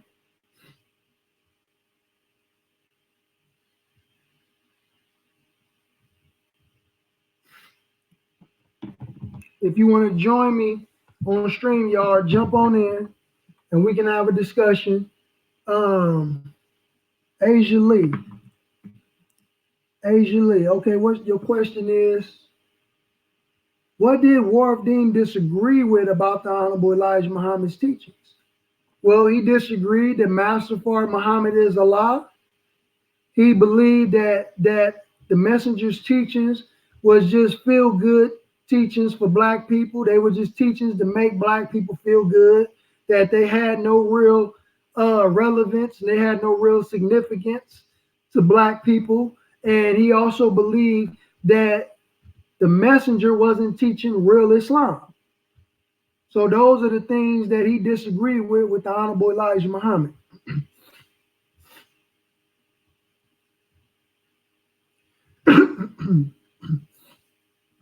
But I'll put the link in the chat, family, if you would like to join me and tap in and you would like to add to this conversation because we are live. But and also just to deal with the assassination of Brother Malcolm X, to deal with our brother assassination, because we just and this is the thing that we can't necessarily get over. This is the main thing that is keeping people away from the Nation of Islam is the death of Brother Malcolm. Right now, I'm gonna go to the documents. Hold on one second.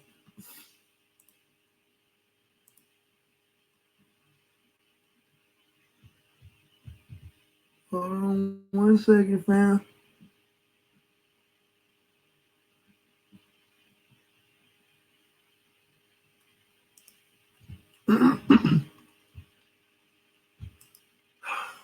This stuff is important. That's why I gotta break out the receipts for y'all.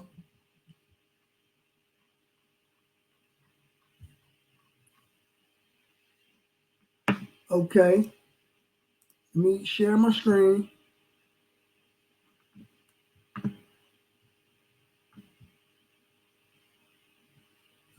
Sister Itoshi, ain't nothing to be upset about this, sister. Okay, let me share my screen. Okay. Now this is the article from CNN, right? This is called Malcolm X Killer Freed After 44 Years. Malcolm X Killer Freed After 44 Years. Right? Now, everybody believed that it was the Nation of Islam who assassinated our brother. Right? And we say it wasn't us because there was never no such order given by our leader, our teacher, the most honorable Elijah Muhammad. Right? So who are the best people to know who was a part of a murder than the actual person who committed the murder? Who knows better than the actual killer who was present during the time of a killing? The actual murderer, correct?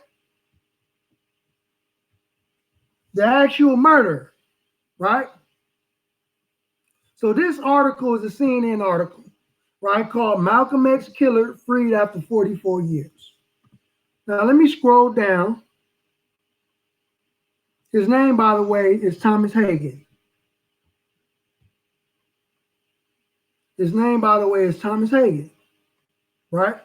And there were a couple men who were also convicted of Malcolm's assassination, but they were innocent, right? Those men's name was Muhammad Abdul Aziz and Khalil Islam. These were actual members of the nation out of New York, out of the New York mosques, right? And it says right here, two other men, Muhammad Abdul Aziz and Khalil Islam, were also found guilty of murder in 1966 and received 20 years to life. Both proclaimed their innocence. Hagen, who eventually admitted his part in the murder, testified at trial and subsequent parole hearings that both men were innocent. Aziz was paroled in 1985. Islam was freed in 1987, right? So when you look at what, because you can go and get Thomas Hagen's, he made two affidavits. He wrote two affidavits during parole, and he also, in his testimony during the trial of Malcolm's murder, said that Muhammad Abdul Aziz and Khalil Islam were innocent. He said this all the way back in the 60s that these brothers were innocent. And then later on in the 80s, he wrote two affidavits because he was applying for parole. He was trying to get parole, right? And he said in both the affidavits twice that these two men were innocent. And in fact, he named the other men out of the Newark, New Jersey mines, right? He named a few other men, right, that he said was involved, but the actual men were locked up unjustly. This is the man right here. So who best know about a murder that took place than the actual murder, right? So I'm going to read something to you all. And if this don't mean nothing to you, then hey, may Allah bless you. All praises due to Allah. But if you are a lover and seeker of truth, then you would appreciate this. Right? Now this part right here, where it's highlighted, the highlighted portion is where we focus. It says right here in this article, at last month's parole hearing, Hagen again maintained that Aziz and Islam were not the other assassins. He said it was two other men who helped plot, plan, and participate in the killing. They asked him a question in the parole hearing. Let me blow this up. If y'all may not see it, some of y'all may be acting blind and even deaf. They asked him a question at the parole hearing. This is the question they asked. Did they receive orders from the nation to carry out the killing? And Thomas Hagen, in response to their question at the parole hearing, was, I can't say that anyone in the Nation of Islam gave us the idea or instructed us to do it. We did this ourselves for the most part. Yes, Hagen told the parole board. I'm going to repeat the question and answer one more time for the people who like to act deaf. He said, did they receive orders from the Nation of Islam to carry out the killing? He responded, I can't say that anyone in the Nation of Islam gave us the idea or instructed us to do it. We did this ourselves for the most part. Well, I'll be damned.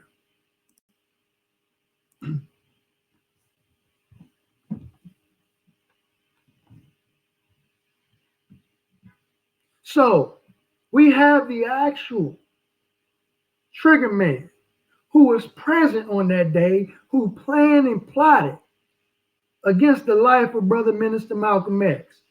And I believe personally that one of them dudes was working with the feds of the CIA. I believe that personally. Right? And Brother Walter Walker makes a great point.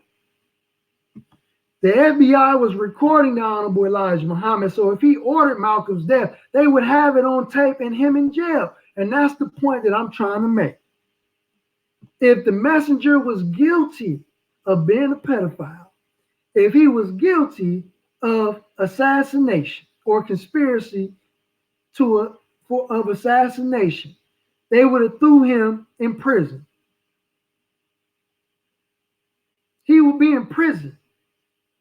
So here it is, the actual assassin is saying to the parole board, because the parole board believed him enough that eventually they freed him after 44 years.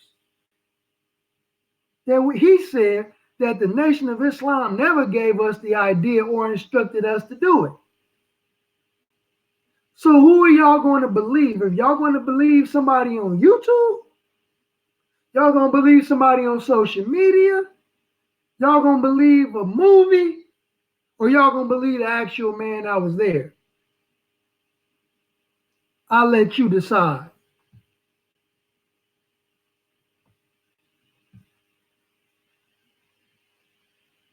I'll let you all decide that. Josh Mason said, look up Vlad TV. He did an interview with Malcolm X's daughter. She said Farrakhan had nothing to do with the murder. All praises due to Allah. Brother James 67 next, who was known as Abdul Razak, who was assistant of Brother Malcolm, knew both of the New York brothers because they were lieutenants, and he said there was no way that they could have gotten in the Audubon ballroom. Brother Professor James Smalls is the current leader of the OAAU. That is the organization that Malcolm X created before his demise. And Brother Professor James Smalls said it had nothing to do with the Nation of Islam as a whole. It had nothing to do with the Honorable Minister Louis Farrakhan. Okay, it was some dudes who acted on their own. They never received no instructions from anybody in the Nation of Islam to do what they did. They did that out of their own anger. Don't put that on the nation.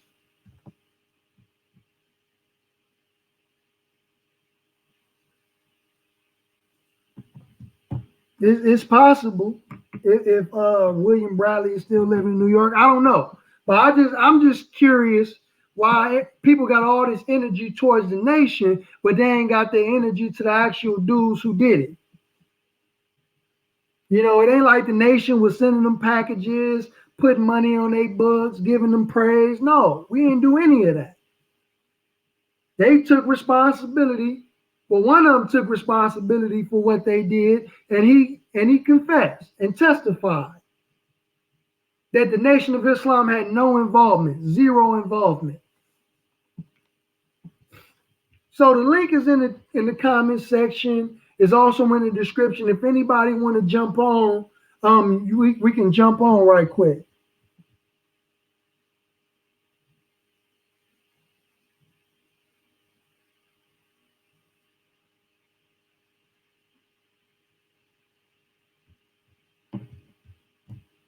You know, and also don't forget to like and share this video. Do not forget to like and share this video, family.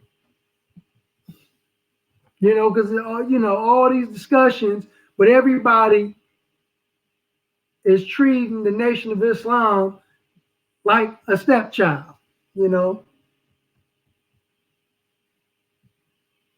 Are there any more questions on this topic before we take off? Or does anybody want to jump on the panel, like to make a comment, make a statement? You know, the forum is open.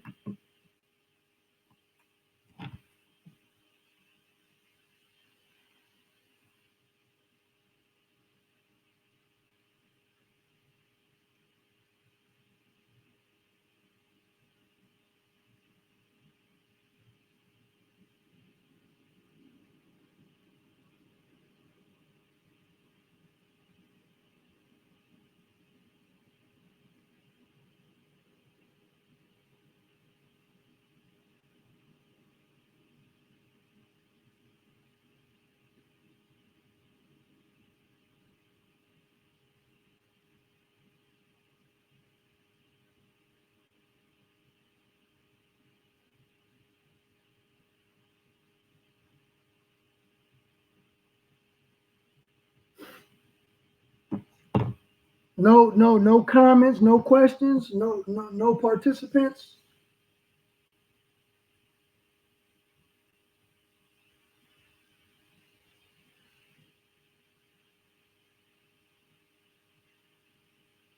Mr. Burns, what did he say? Biggie, Pac, now Nipsey is the NOI cover up. I don't understand what that means, sir.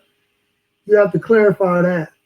Money Masters Us says they were working with them people. Yeah, they was working with somebody. Who did they get the guns from? You know, they was working with somebody. I think they was working with the feds of the CIA. They were working with somebody. That's my opinion. Because I believe that Thomas Hagen was trying to protect somebody.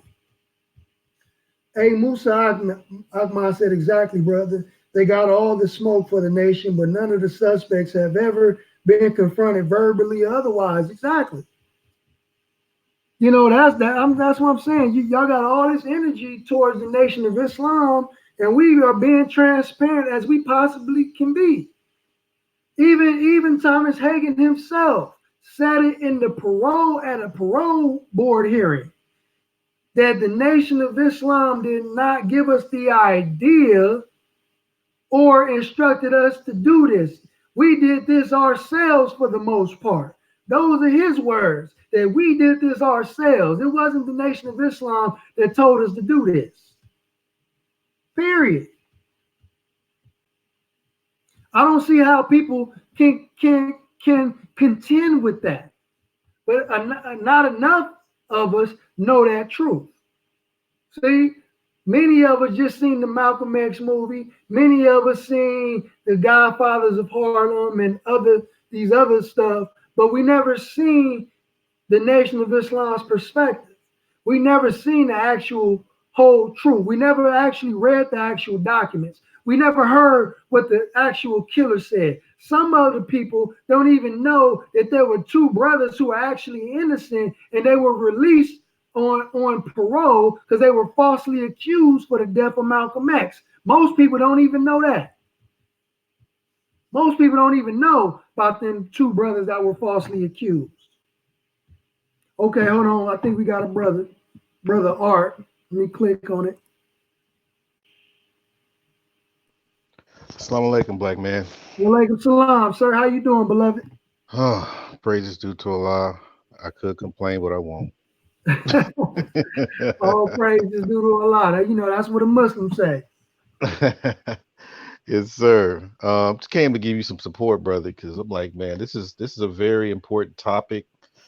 I came in '89, Right, and it wasn't as heavy spoken about because you had enough people to address it where you couldn't really challenge them. right, But a lot of these guys have passed away now. right, So since they're gone, it seemed like people came out of the bushes and started attacking. right, So I mean, I hate to see what you're going through in your generation. I mean, only right. only thing that I could do was just pretty much relay the information that was given to me when I was your age. Right, absolutely. So here's a question from my brother. I would like for you to answer, dear brother. The brother asks the question: do you think Mike Wallace and the Jews used this to stop the nation rising the second time? So you just stated that you came in 1989. What are your thoughts to that question? Oh, absolutely. There was always all kinds of tools that were thrown out there to stop the momentum.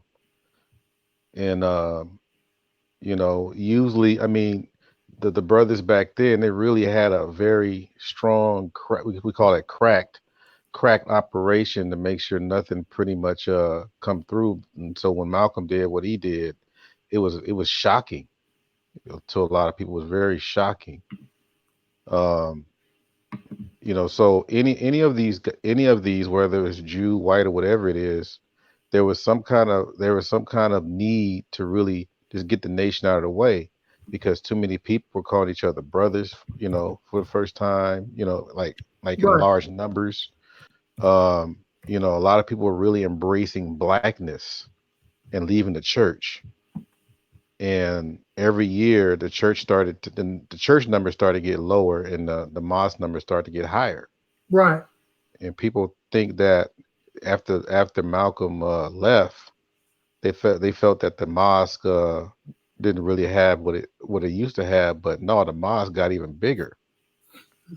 right, I mean, there's so many saviors that, matter of fact, that Savior's Day after he left, the messenger addressed that. Because I think for sure, man, that there's a lot of people that are really coming after the nation because the nation represents discipline. right, It represents the things that people don't feel like doing. And so it's almost like when you're standing next to a person that's pretty much want to do all the lazy stuff and just do, how can I say, not lazy, but just don't really put a lot of effort. But you got these brothers disciplined in the name of Allah. It just makes them look bad. So they got to find some way they got to find some story to tack on to.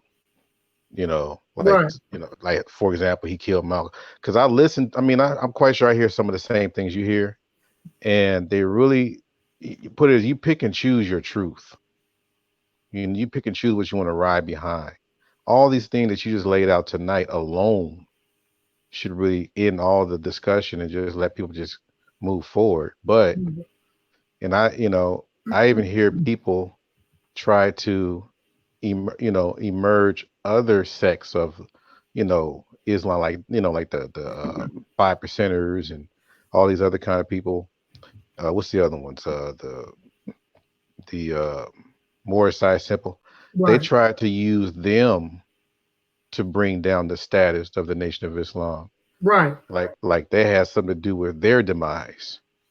And I'm Oh sitting there yeah, like, yeah, right, right, right. With the who killed Father Allah, and they believed yeah, it was us, right? But yeah, and there's no proof of that anywhere. yeah. So right when Dr. Colley was walking around free and stuff like this, these guys would never be around. I'm just Right, gonna keep it real. These guys speaking right now, they'd be afraid to look at him in his eyes. They'd be afraid because one thing I can definitely say about Dr. Colley coming around. he knew when he was full of BS, and he knew that you had a good heart. Mm. So yeah, he knew. I So give him that. so you bring up our brother Dr. Khaled, and I had a discussion with Sonetta some months back, and he tried to play that, we killed Khaled and all this crap, and I kind of checked him on that. Um, and and he was asking why wasn't the nation around when he got shot, and it was like, well, the brother was out the mosque, and the brother that shot him was out the mosque. So it was nothing that we could do. It was out of our control at that point. But just speak on our brother's character and just kind of give us of understanding what Brother Khaled was like, because that's another brother we got love for and we revere a lot. Yeah, Dr. Khalid, before the whole King's College incident, I mean, we used to see him at African marketplaces and different black expos, everything. And we give each other black. I don't know, people don't understand that out there. Maybe I don't know if y'all still say that, but we give each other black expos, everything. Can you hear me? Hello? Can you hear Brother? me? Yeah, I couldn't hear you. Go ahead, say it again. Oh, yeah. I was saying is that before the incident with the shooting, Right, he was walking around free. We could see him anywhere at the African marketplaces and black expos, and he was everywhere. Matter of right. fact, I mean, my captain was like, I mean, they were like best. I mean, I think they were best friends to the end. You talking about C. Joe Steve? No, Captain Shahi. Oh yeah, Captain Shot. Yeah, that's my brother. Yes, right. Yeah, Yeah, they yeah, they were were tight. they, They were they were tight. He always tell together. he tell the stories all the time. Yeah, they were always. And so wherever he was, we were. Right, But again, the way, I mean, if people can imagine, he was just walking around being himself. He didn't have like an entourage and people looking. He was free. Everybody loved him. It was no worry. But after that incident, then people had to look out because the minister put that order out. And half the time too, whenever Brother Mustafa came out here, Kali was with him. So right, it was that whole that energy, man, that um you know that made me understand that even though the energy is good, people are still watching you when you don't even know you're being watched, even when you think you're on your post. right, And even some people that are on their posts may be pretending. you know right, if you know what I mean. So it was a lot of things going on, but I feel real bad thinking about back then because we were really spoiled. We had some gems, we had some giants around us. right, I mean, we do to we do today, but I think some things just have to be more seasoned and things like that. But Dr. Khalid, man, and that's my frat brother, by the way, too. Oh really? Out of what Yeah, fraternity? Omega Psi Phi fraternity, Minister Tony too, Okay. and Yeah, Q. Captain Waleed as well. Right. Q. Right. Oh yeah, Right. yeah. So you know that was the thing is that I would say this, man. I don't I don't some people try to make it so that Dr. Khalid was just some person that just hated the nation afterwards. I just think that he felt that he had a call in it, and whatever he did, he felt that there was no turning back. So while he was in that situation, he probably did the best he could. I'm quite sure. Me, and I heard Sonetta talk about it too. Me personally, I think he would have found his way back Right. because I don't think he would repeat the same exact thing that Malcolm did. But people have to understand that when these things happen, it's usually somebody taking a playbook out of history, a page out of history. Mm, So they saw that and they found that was the best opportunity to get him when he's away from the Brotherhood. right. And no pun intended on the new Black Panther Party, but they didn't have a nice crack organization to keep him protected. They just didn't. And it's not just about physical stuff, but it was the spiritual as well. Right. And that's the thing that he, that I think he really lost. And matter of fact, Malcolm as well. I think they lost out on those things. He was I don't know. I mean, some people out there, that don't understand, probably don't know that we had, we had Mondays men's class, Mm-hmm.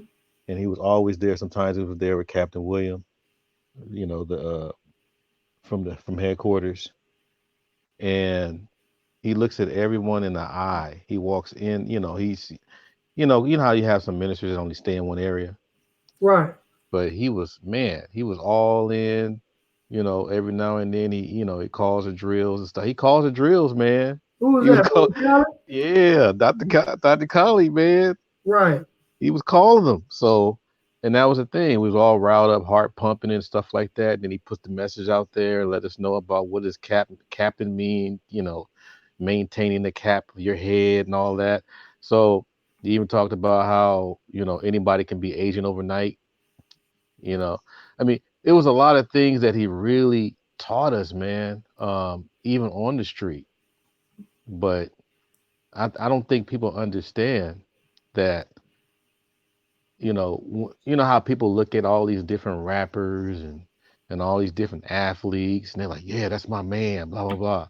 Back then, people like Dr. Colley, Dr. Francis Wellesley, Dr. John Henry Clark. Those were our heroes. Those are when they were on TV giving the man the business, in an intellectual, in a suit and all that. We're like, Right. damn, that's my man, that kind of thing. So that was something that really brought us in there. And hell, he was in what? A lot of hip hop songs. Yes. So, I mean, these are things that I think people really need to start doing some real history about, because for some reason, people are looking for a reason to hate an organization and claim that, okay, since I got YouTube, I can expose them now. Come Oh on now. man. And that's exactly what's going on, dear brother. Yeah, and I wish I would be able to say some things or whatever, but I think, people can do so much behind these screens, because they would not dare go into a mosque and say the same stuff they're saying on YouTube Right. ever.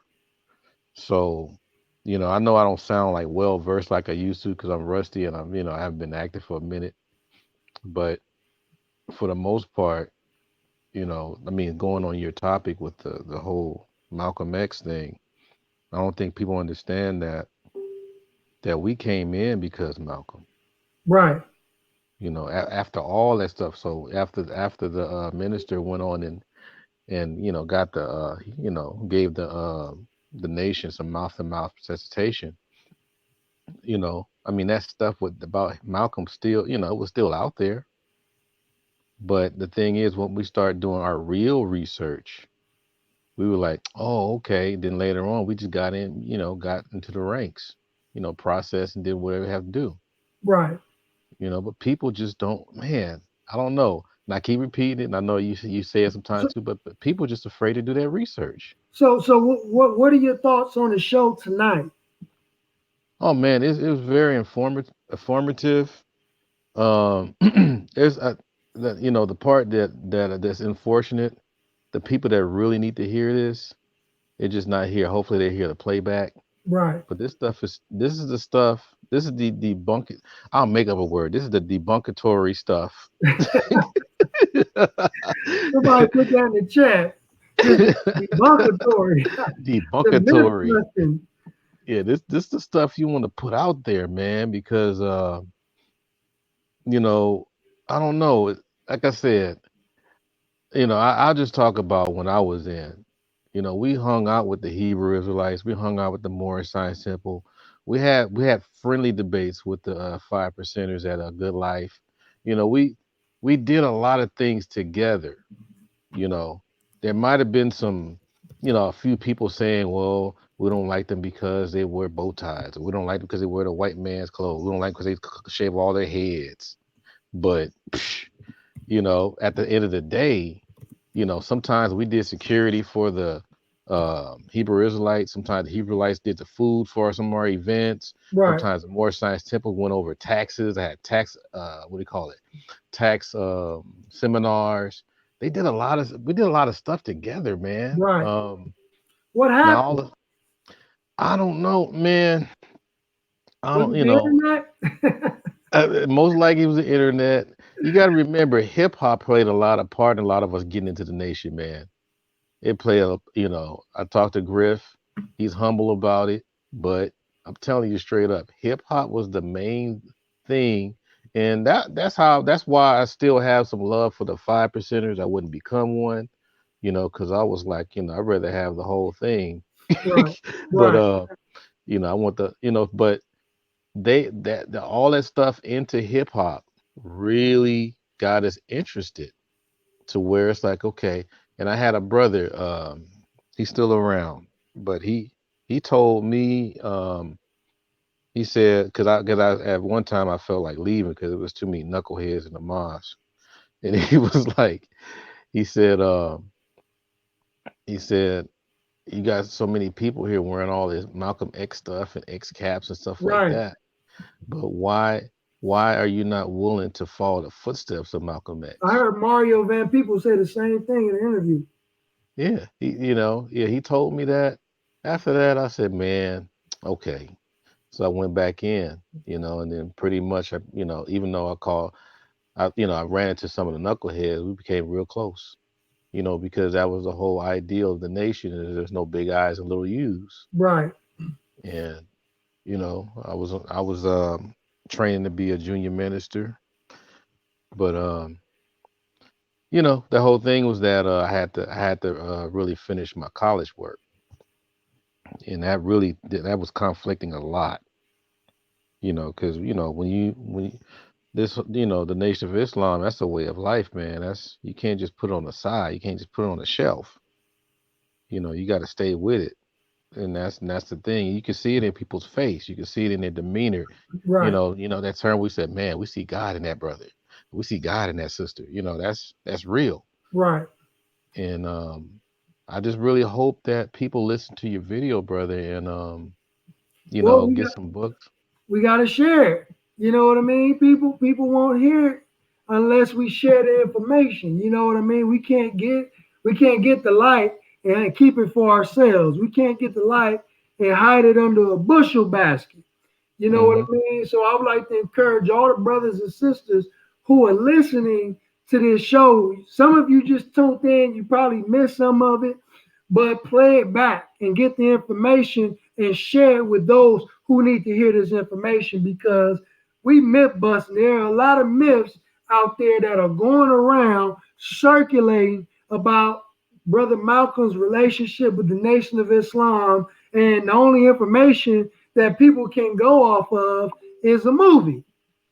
You know Yeah. what I mean? But I ask you, if you love Malcolm X so much, I'm gonna ask you, what was his parents' name? What was his children's name? Mm, Where was he born?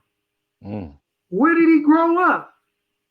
You know what I mean? When did he yeah. go to prison? When did he get out of prison? When did he join the Nation of Islam? These are a lot of vital questions about the man's life that we don't even know. Yeah. That Yeah. we That's yeah. mhm. Go ahead, brother. Yeah. That's and I think you were touching on the movie, and I hope I forgot that there's a page and I'm quite sure you covered it in one of your lives or one of your videos.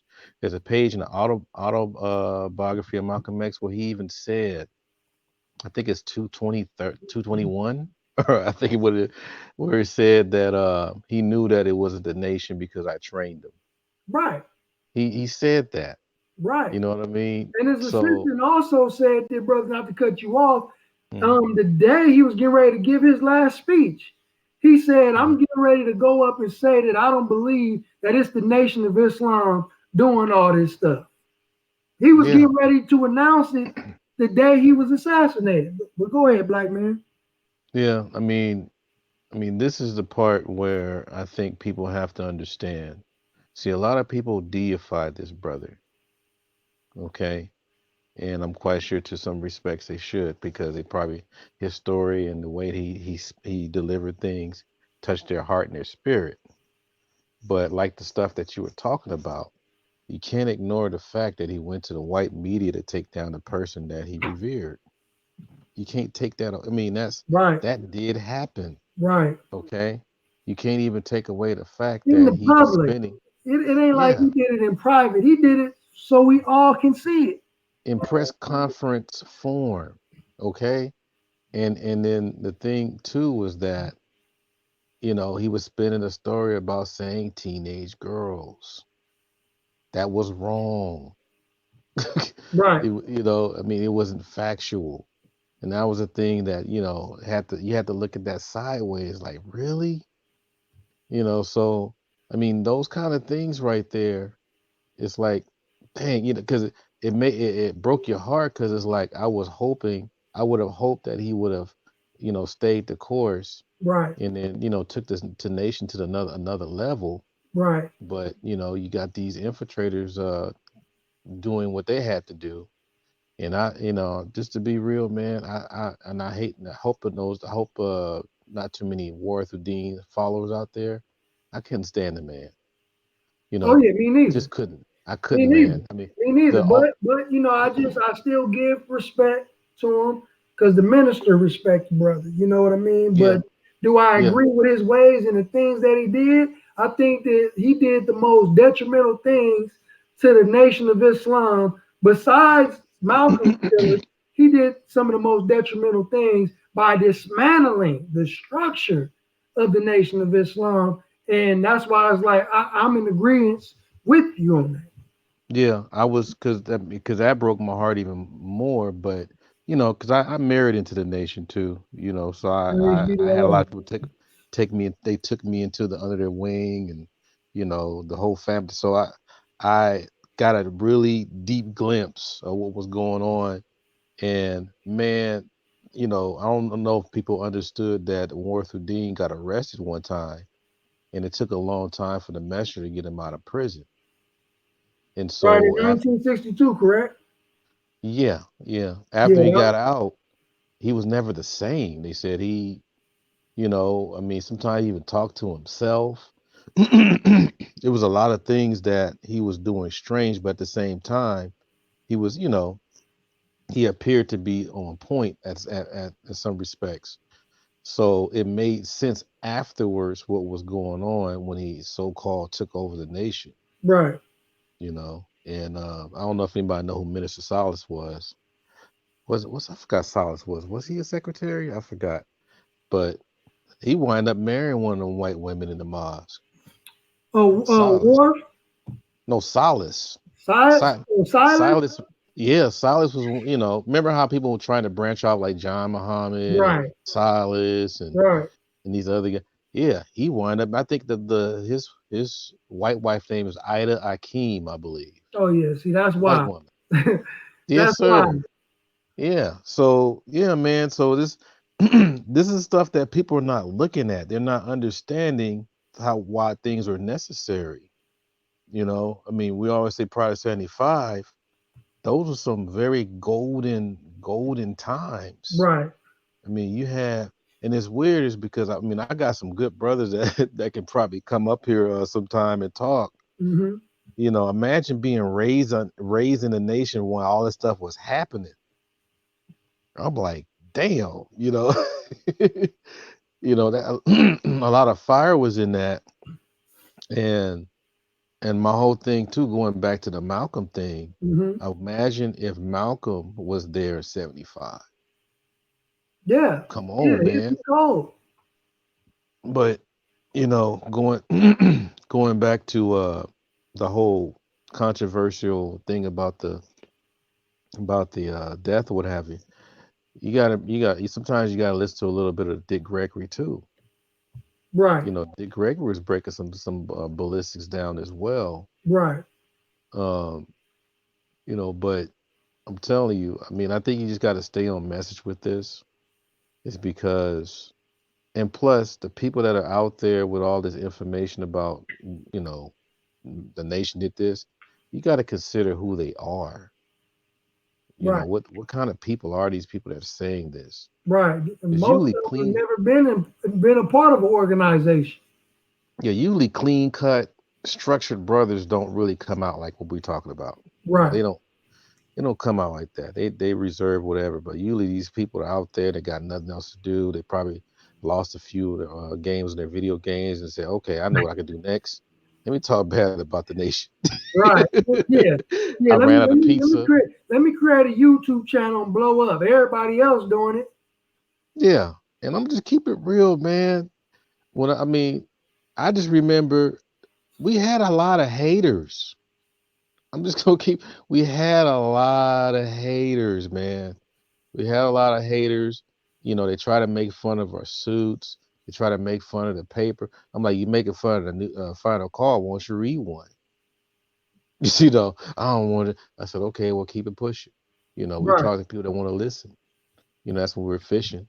And that's what it was like, man. So I didn't want to take up too much. I just wanted to give you some support, brother, and give a little insight for what I gathered what helped me to get in and understand what was going on. But yeah, Sister Sada was talking about the Savior's Day. I think that was 1993. I think 93 or 92. That was With a the wives? long one too, huh? With the wives?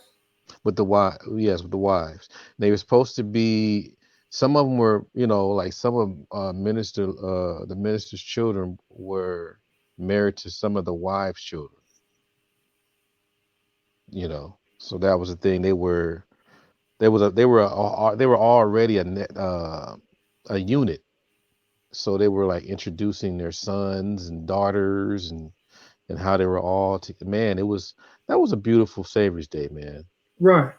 You know, and I think that's probably why we didn't hear too much of the whole Malcolm killing and all this kind. After that, we didn't hear too much of that.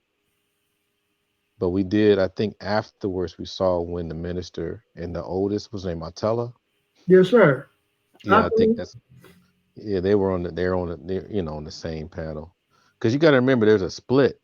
Because I think a couple of the daughters say that the nation did it, and a couple of them said it didn't.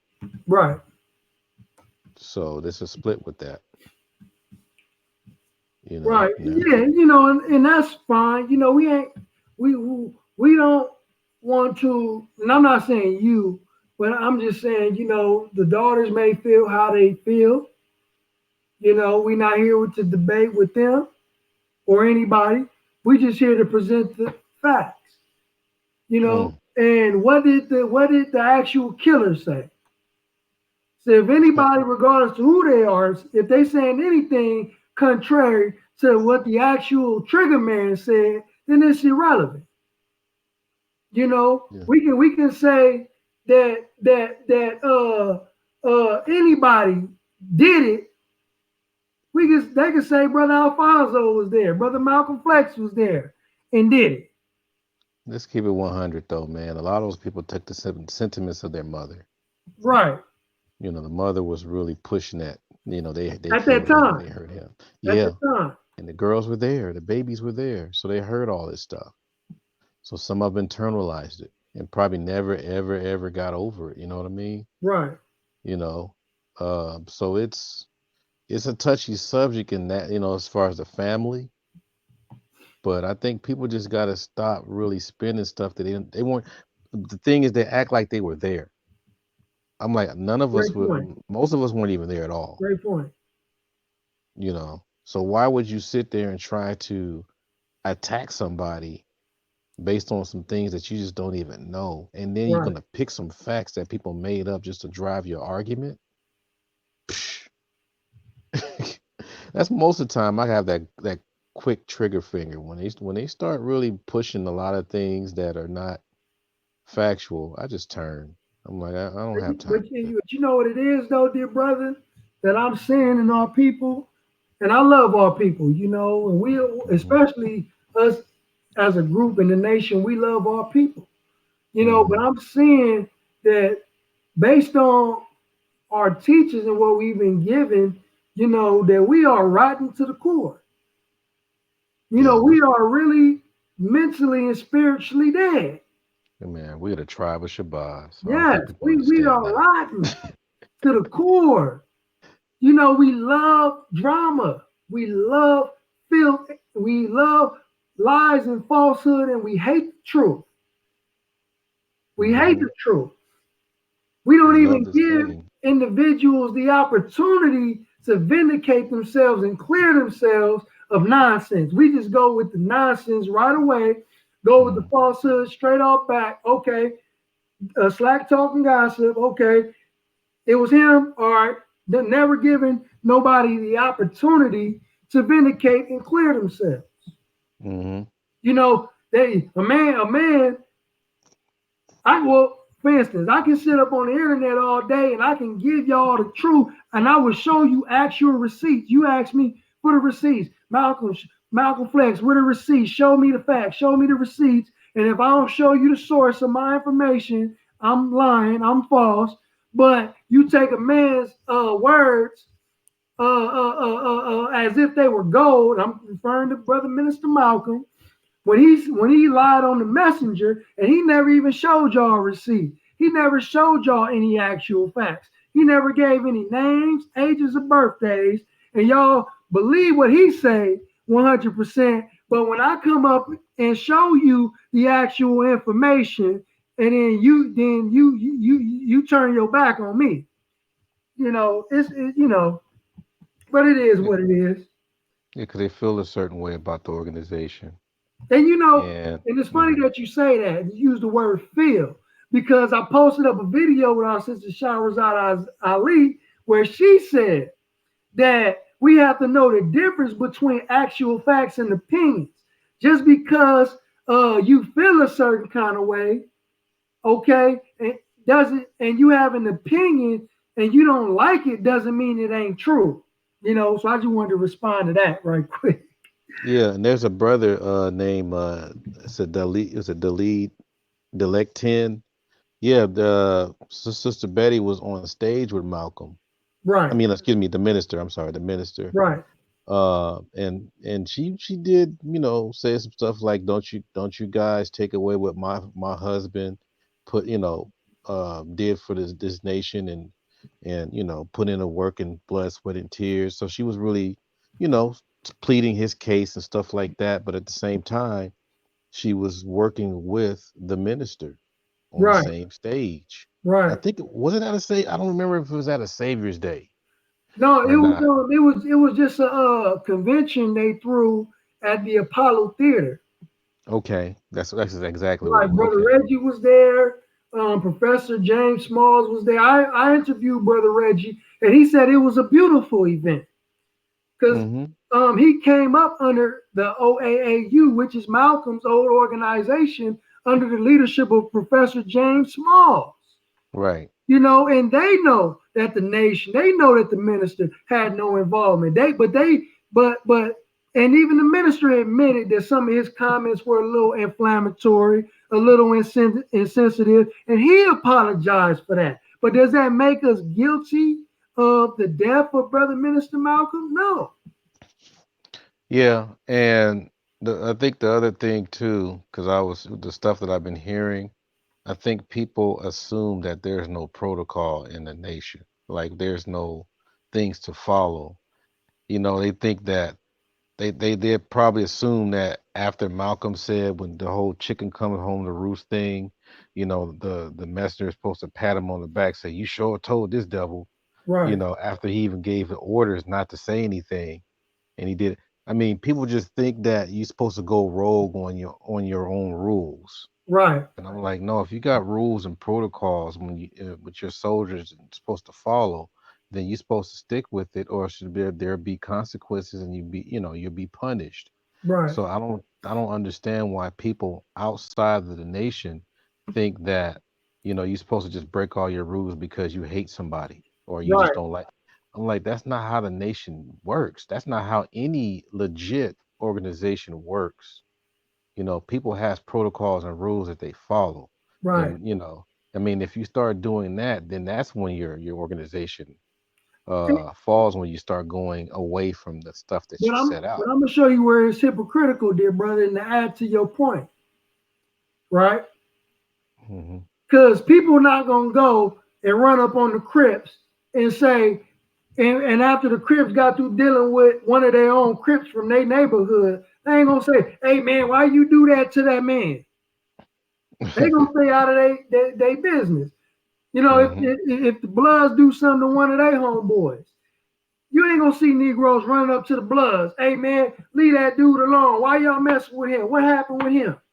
If it was the mafia, how many of y'all seen The Irishman? If it was the mafia dealing with their own, ain't no Negroes gonna run up on the mafia and Hmm. say, "Hey man, why y'all leave him sleeping with the fishes?"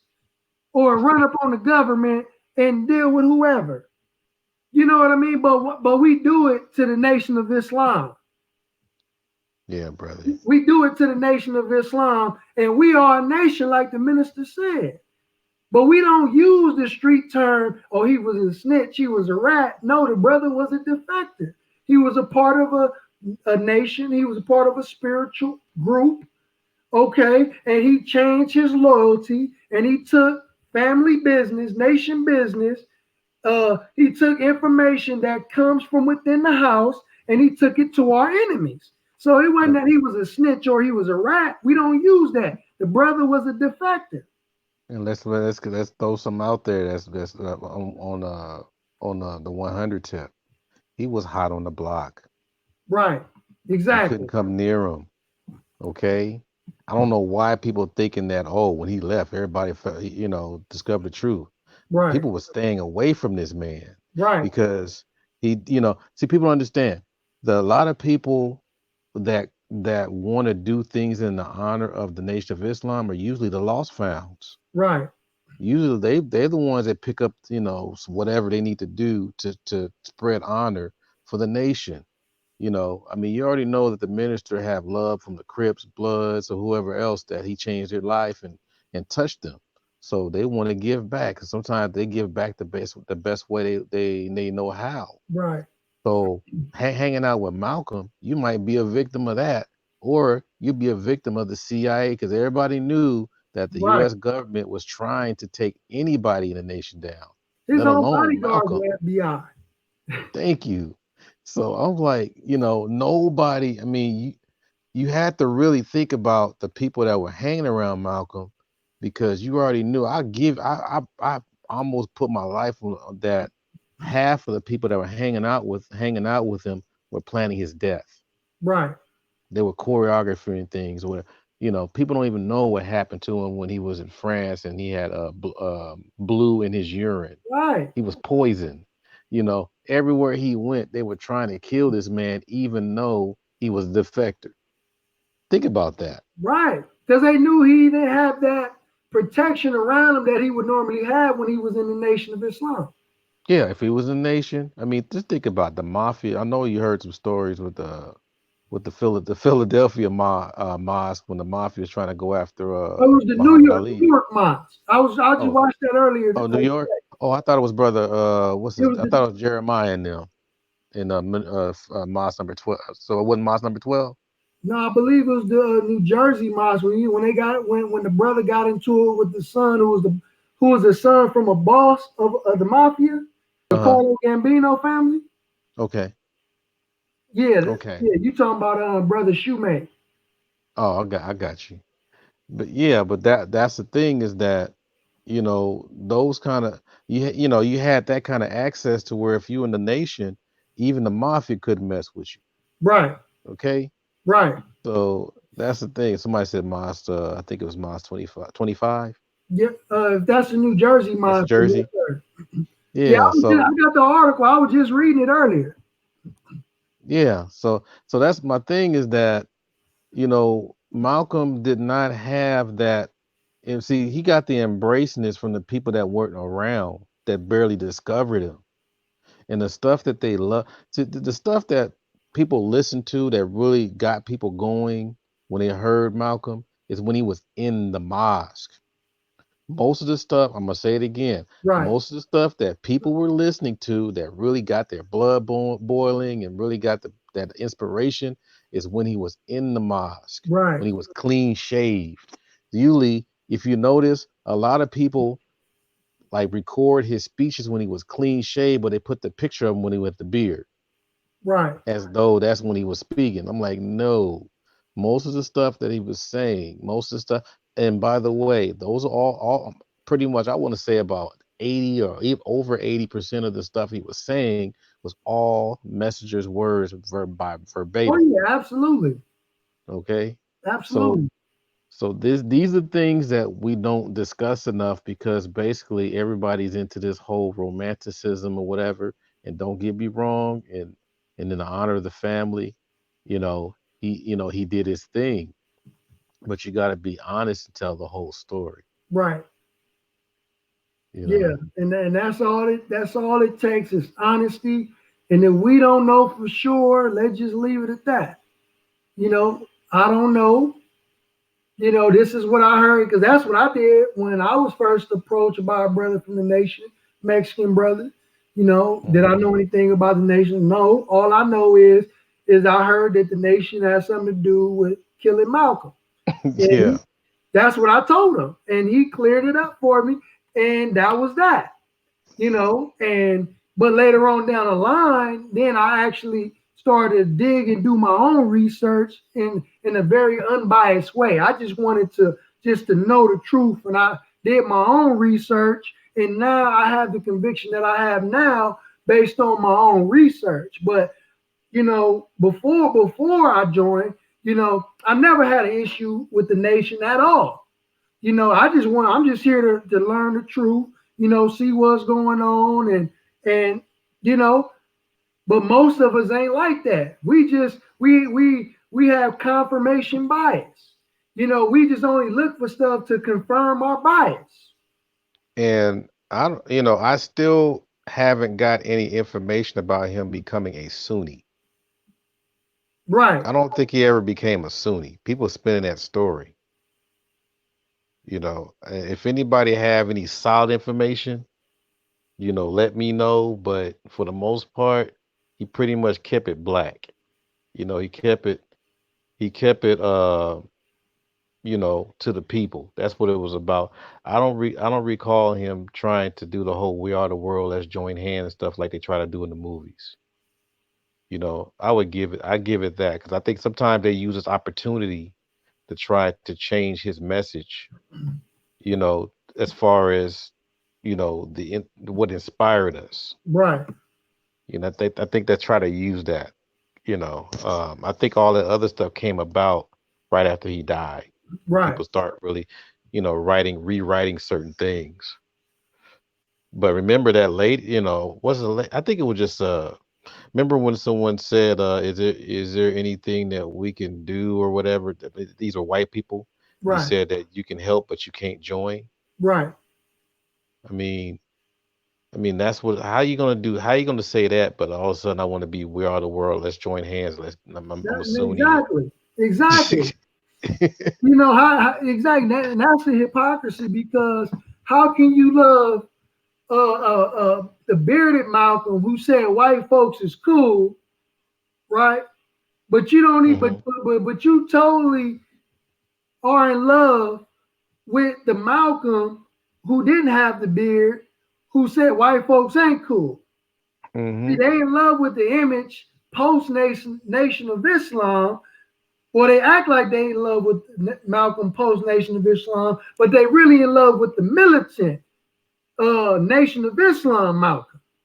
And now in the movie they had Denzel clean shaved, telling the slave, the house Negro and the field Negro story, right?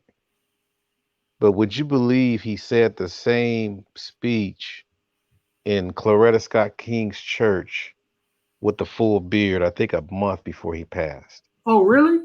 I kid you not. Wow. Look it up. If Right, anybody look it up. He said this. He said that he even said, I'm a field Negro, and everybody started. This was the church. Everybody was cheering, and he said, if the house is burning, I pray that the house burn down, or I pray that the wind make the fire strong so to burn down. He said all that with the beard. It was right, live. You can see him right, speaking with the beard. right, So I'm like, all these kind of things. I'm like, that don't sound like the whole "We Are the World, let's join hands" Sunni man. right. So I hate to break people's fantasy on that. and then putting them on the stamp. You think about that. But Right. the I the mentioned man, it earlier. he kept it black. That's what I'm saying. Right. Malcolm kept it black. He just made some bad decisions. That's Yeah, all. I heard somebody try to say, he denounced uh Master for Muhammad and that, and I was like, wait. I never heard him do We got that. reporting where he said he always believed Master for Muhammad is Allah. Yep, that And was that in December before he passed away. right. And I always believed that the teachings of the Honorable Elijah Muhammad was good and right for black people. Yep, that was because that was supposed to go to the messenger. I'm not even sure if that recording got to the messenger, but yeah, that was supposed to be December, right before he got shot. Right. December of '64, I believe. Right. So yeah, this is stuff, man. And you know what's crazy? Imagine if I did have internet, because we didn't do internet back then in 90 and 89. I mean, we didn't do it like this. We didn't do internet. Right. No.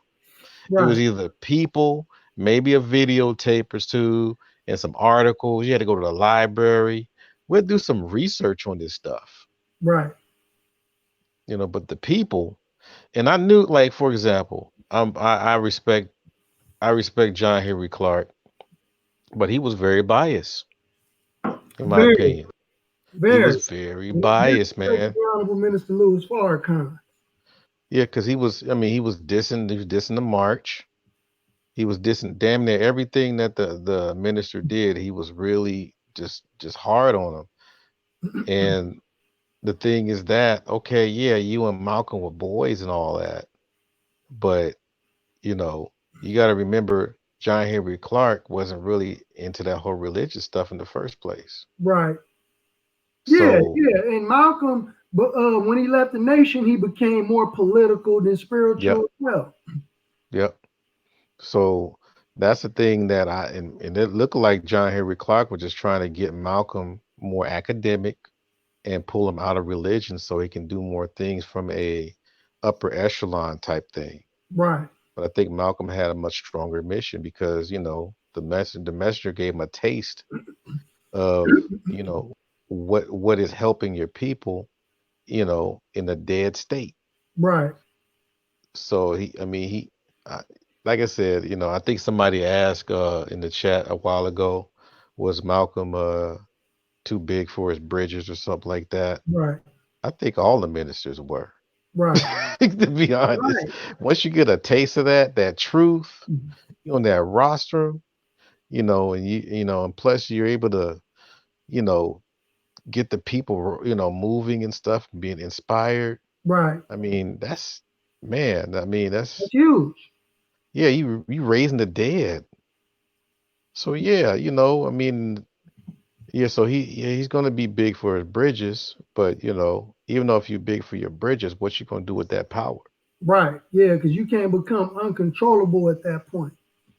Oh yeah, And I think he was getting big overseas, and when he hooked up with those Africans from those African countries, and he was bringing human rights to the UN, then that he basically signed his death certificate with that, yeah. because Announcing genocide. Yeah, yeah, he wanted to announce genocide to the UN, and that's why it's crazy, man. And I mean, going into Nipsey Hussle and all these other people, when you doing a whole bunch of things, it's hard to find out what's the real reason why you got killed.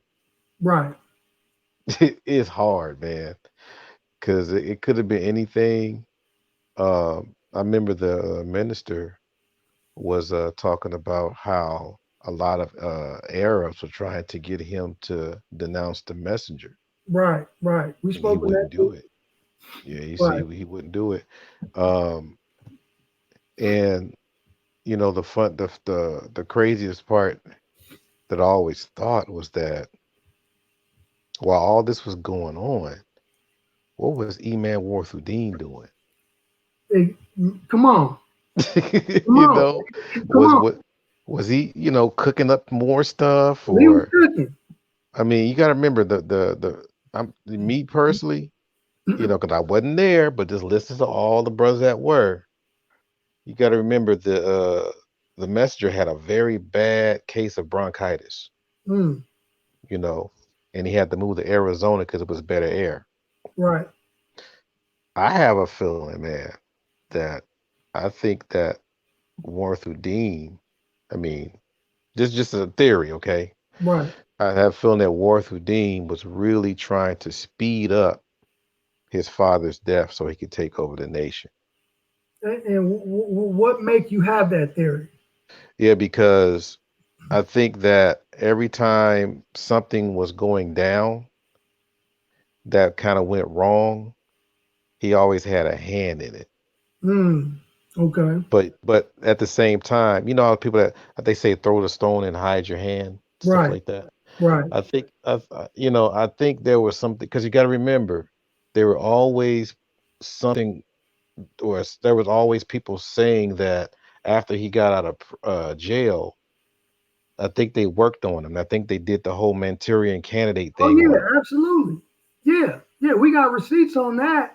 And I was just was it yesterday, probably a couple days ago, I was listening to Savior's Day 1981 by the minister, where he said that he believed that when the messenger was at the hospital, right, Mhm. where they said he made his transition, um, that there were members of his family working with those doctors in conspiracy with trying to take the messenger's life.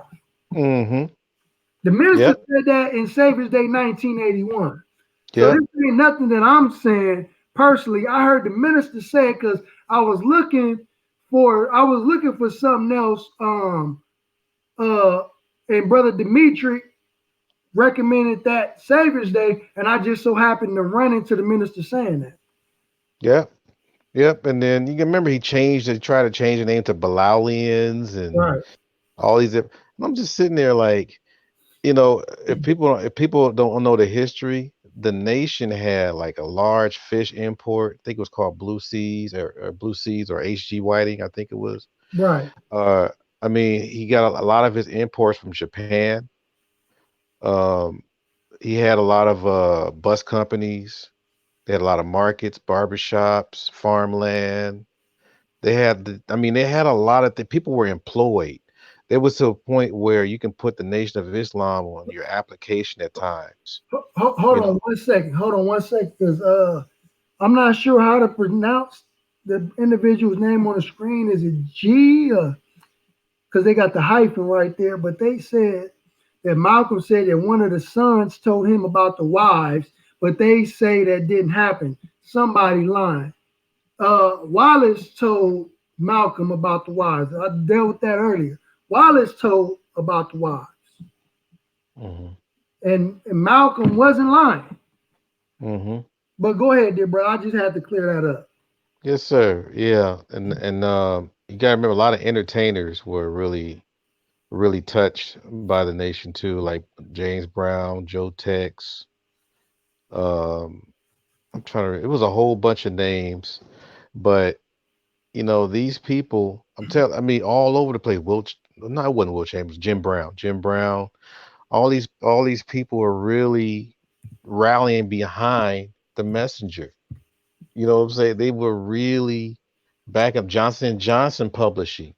All these people. I mean, if you listen to, I think it's Theology of Time. I think it's the number 5. Theology of Time 5.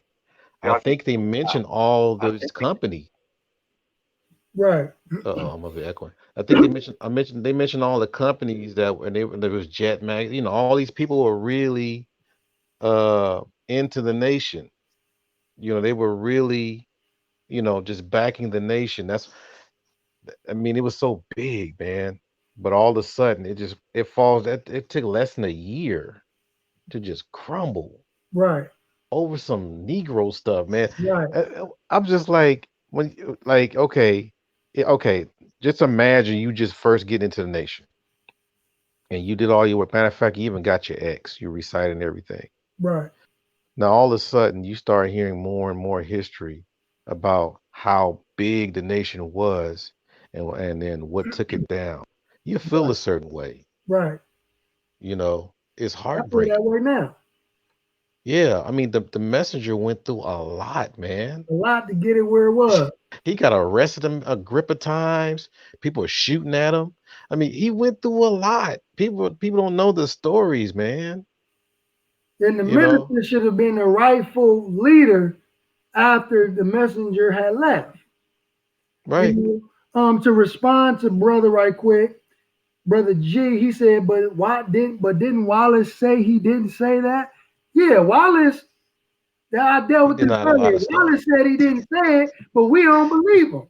He denied a lot of stuff. Because yeah, he did a lot of stuff, and he was put out for it. The messenger did not only put Malcolm out, but the messenger put him out too. And he was able to come back in right before the messenger had left from among us. And brother Savior Righteous, I'm not saying that the messenger transitioned, but I'm saying this is, I was referring to the hospital where they said that the messenger had made his transition. That's what I was referring to, dear brother. But Yeah. go ahead, dear brother. I just wanted to respond to those. Oh, not a problem, brother. It's I keep looking at that, and but at the same time, how people keep talking about, well, what we need to do as black people, man, we so we so separated, whatever. Right, Well, the blueprint's right there. right, The nation had the blueprint. And what's crazy, people keep thinking that the only people that were involved in this were people only in the nation. There were lost founds involved in this too. Lost founds invested money. right. They were employed. They were employing people. I mean, the nation had doctors, lawyers, they had engineers, they had professors, they had professional people in there. But people keep thinking that you have to get locked up to be in the nation. Yeah, that's ludicrous. That's I'm ludicrous. like, I'm like, man, that was the thing. That's where it really helped me because my family, is very educated. As far as I'm sorry, my family's into education. Right, So it was just, and then the whole thing about do for self. See, you mix all of that with spirituality, and you're moving away from what has been beaten down on you as far as Christianity. You put all that together, that is the stuff that's supposed to be able to make you go as far as possible in the hills and wilderness of North America. That was the formula, and it right, worked. And I think that's the part that people are hating on. That's why they're still using this whole Malcolm thing, because this stuff has been tried and true. right. This is Absolutely. I call, sometimes I call uh, the mosque a rehab program for white America. You want to wean yourself off that drug Mm, and get you some teaching. right, You know what I mean? right. So you got your Mondays, Wednesdays, and your Fridays and Saturdays. I mean, you got some things going on Tuesdays and Thursdays. Excuse me, Fridays and Sundays. I'm sorry, Fridays and Sundays. So you have all kinds of all through the week. You have access to get your mind right. You know, I mean, hell, I mean, you got the Vanguard, you got the fruit. I mean, I mean, you got everything there. And that's why I'm just looking at, okay, why are people choosing I guess the stuff that people are making up instead of stuff that me and you were talking about? Right. And but Because see, this, that goes back to the culture that we are in today. We have to scandalize everything to make it interesting, right? hmm We're not interested in people who striving to clean themselves up and practicing on how to be righteous, right? Because we ain't all the way there just yet, but we are striving and we are practicing to be the best people that we can be to ourselves and in turn to our community because self-improvement is the basis of community development, right? So many people believe that controversy sells. You know, a scandal is interesting, it's attractive. You know what I mean? But the Honorable Elijah Muhammad teaches us that we don't have to condemn a dirty glass, just put a clean glass next to it, and the people would choose the clean glass every time. So we are doing what we're supposed to do, right? Brother Ben X posted a post earlier on Facebook, and it was about a lost found who discovered him and discovered the teachings of the Nation of Islam. And the brother said in the post that was very interesting. He said he spent about a 40 hours straight just researching the teachings of the Honorable Elijah Muhammad for himself, right? And he had a moment of clarity, and he said he was trying to look for things that he could find wrong with what the Honorable Minister Louis Farrakhan was saying. And in turn, he found that everything that the minister was saying was actually correct. So that told me individually that it's going to take time. Only time can vindicate the Nation of Islam, because the people will have to see it for themselves and act and look into it, put the microscope on it, and really observe what's going on here in the Nation of Islam. Because there are too many distractions out here, and we don't like to read, we don't like to do research, and because there are so many distractions, we can't see the Nation of Islam for the blessing that it really is. Yeah, you know, I would say the more I keep hearing people try to defame and take down the nation and really, really, really go hard in and on the minister, the more I love this brother. Right, You know, as a father, grandfather, what have you, is because here this man is almost 90 years old and people coming out of the bushes still trying to take him down. This is our champion. This right, is the man that when you mention his name around any white person, they tremble. right, And he's in his 90s still. This is the man that was there.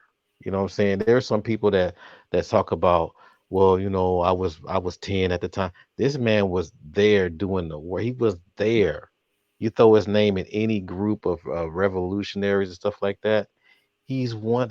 That's him. right. You know what I mean? So that's why I'm saying, hey, just keep it coming, whatever it is.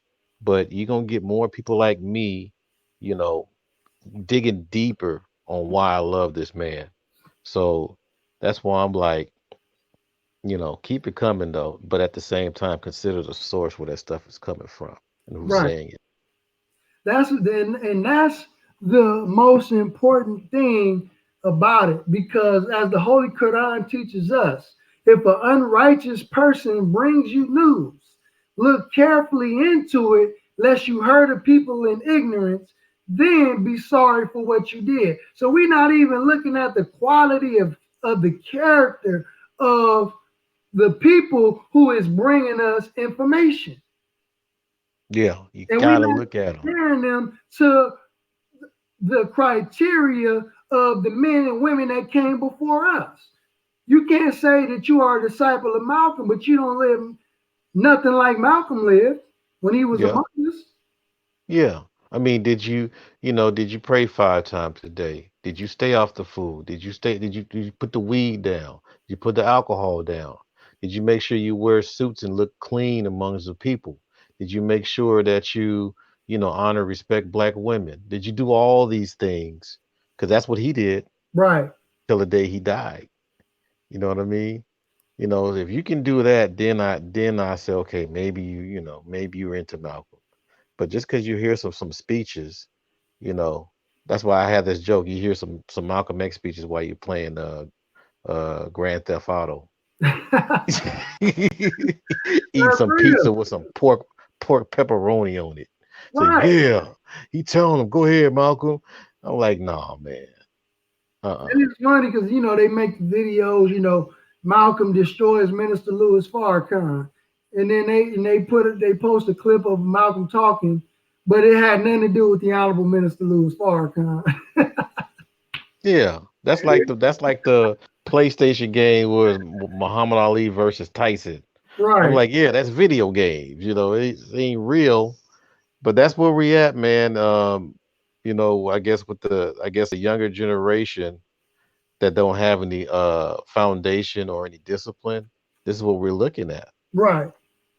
Like I'm proud to just talk to you, little brother, because is that I'm having I'm having an actual intellectual discussion where I don't even feel like I'm teaching you. I feel like I'm just discussing with you. Right. And Like that's what we're supposed to be getting from our young. right. It ain't because I mean I'm a teacher and everything, I'm a professor and all that. But I think that if I think that if we, like for example, when there's changes to be made, it's usually by the young. It's usually by the up and comers, right? And we supposed to sit back in the background and then wait and find out what you need, and we give you your tools and just go out there and fight, whatever. But the way we're here, what we're talking about right now, the tools that they're getting it. I mean, let's just be real, they're getting their tools from the enemy, Right. right? And then later, and it turns out to be a rubber mallet. Mm. So, so that Right. whatever they're using is working against them and their people, but they're sitting there trying to hold it with a badge of honor. And it's like, that's how you win nations, by making sure that the young and the old is connected, so that basically the unit would not fall and they Right. will always have strength. And that's the thing. A lot of our young, and I, all praise is due to Allah for Dr. Wesley. Yeah, You that know, man is powerful. Yeah, he breaks down that as far as, the whole thrive and what do you call it? The thrive for power. You know, if I was a betting man and hearing how people are talking about, um, you know, the nation killed Malcolm and stuff like that, if there was some kind of thrive for power, would you do it this way, or would you do it in an honest way? Right. So we got some work to do. I do my part. I try to do my part the best way I can to at least keep this truth going, because as we speak, they're trying to erase all the truth so they can put their own spin in it, and these Negroes are helping. you know, Absolutely. they're putting their own narratives in there, and you know, I think we just gotta just continue to just put this out here, but at the same time try to find different ways to where it can't be erased. Right. Right. Absolutely. I agree. I agree. We gotta stick to the truth, man, and quit mixing truth with falsehood and get straight to the truth with no chasers. And we tell our story, we tell our narrative, because when there was the meeting between the Honorable Minister Louis Farrakhan and Sister Dr. Betty Shabazz, that was a, a meeting for reconciliation. And if Hmm. those two individuals can come together in reconciliation, why are we bringing these things back up and reopening old wounds, right? Hmm. Reopening these wounds, and we back at one another when the two people that was actually there and were involved reconcile differences. Yeah, To you me, know, that just don't even make sense. yeah, because sometimes when you hear those kind of people, I haven't ran into any, but even when I was in my 30s and I heard somebody say something like, well, they killed Malcolm, blah, blah, blah. And I'm like, how old are you? They're like, I'm 21. Like, bye. See, Right, because it was like, it was nothing to say. Because I'm like, see, the whole thing is, if I have to, if if it's a discussion where I have to keep repeating myself to talk you down, that's not a real discussion. I'm just trying, because you think your way you think, and I would think the way I think. But if I have my facts, if I have all my stuff laid down, then that should be the end of it. right, But if I have my absolutely, facts, right, like you were saying earlier, if I got my facts and but you constantly keep repeating the same thing, the conversation is over. Right. Because you just have an agenda.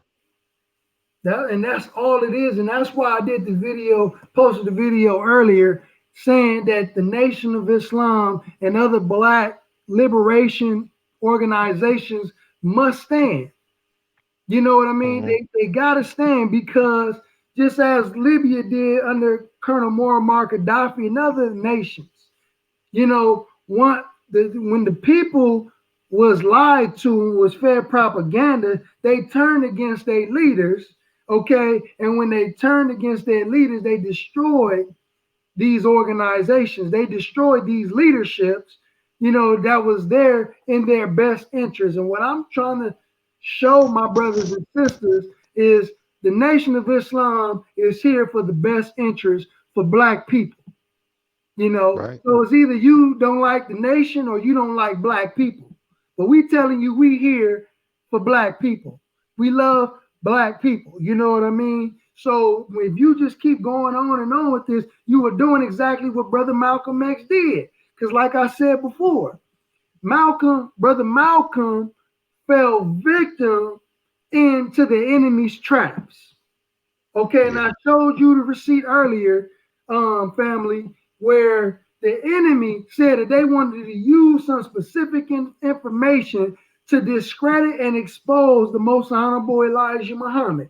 I showed you exactly what they found out, right? And Brother Malcolm was an individual who fell victim to that information that the FBI was propagating, and he went out in the public and repeated the same thing that the FBI had just said in their FBI document, what they intended to do with that information, and Malcolm fell victim to it. So, Now, so can we be a part of a conspiracy and not even know it? Go ahead. have you ever found that I don't think I have, but have you ever really asked one of these I guess naysayers or whatever they are, ask them, why do you think that Malcolm only went to the white media for this? Because That's a good question. You did have ebony. I've never asked them that. That's a good question. Have you? Because you had way more black media back then, Right, way more black right. publications. We had a lot, so he could have went to them, but he went to NBC and CBS. Mm-hmm. Mm-hmm. Okay, so I would like to ask some of those people, why do you think he went there? I want an answer. I really want to hear their take.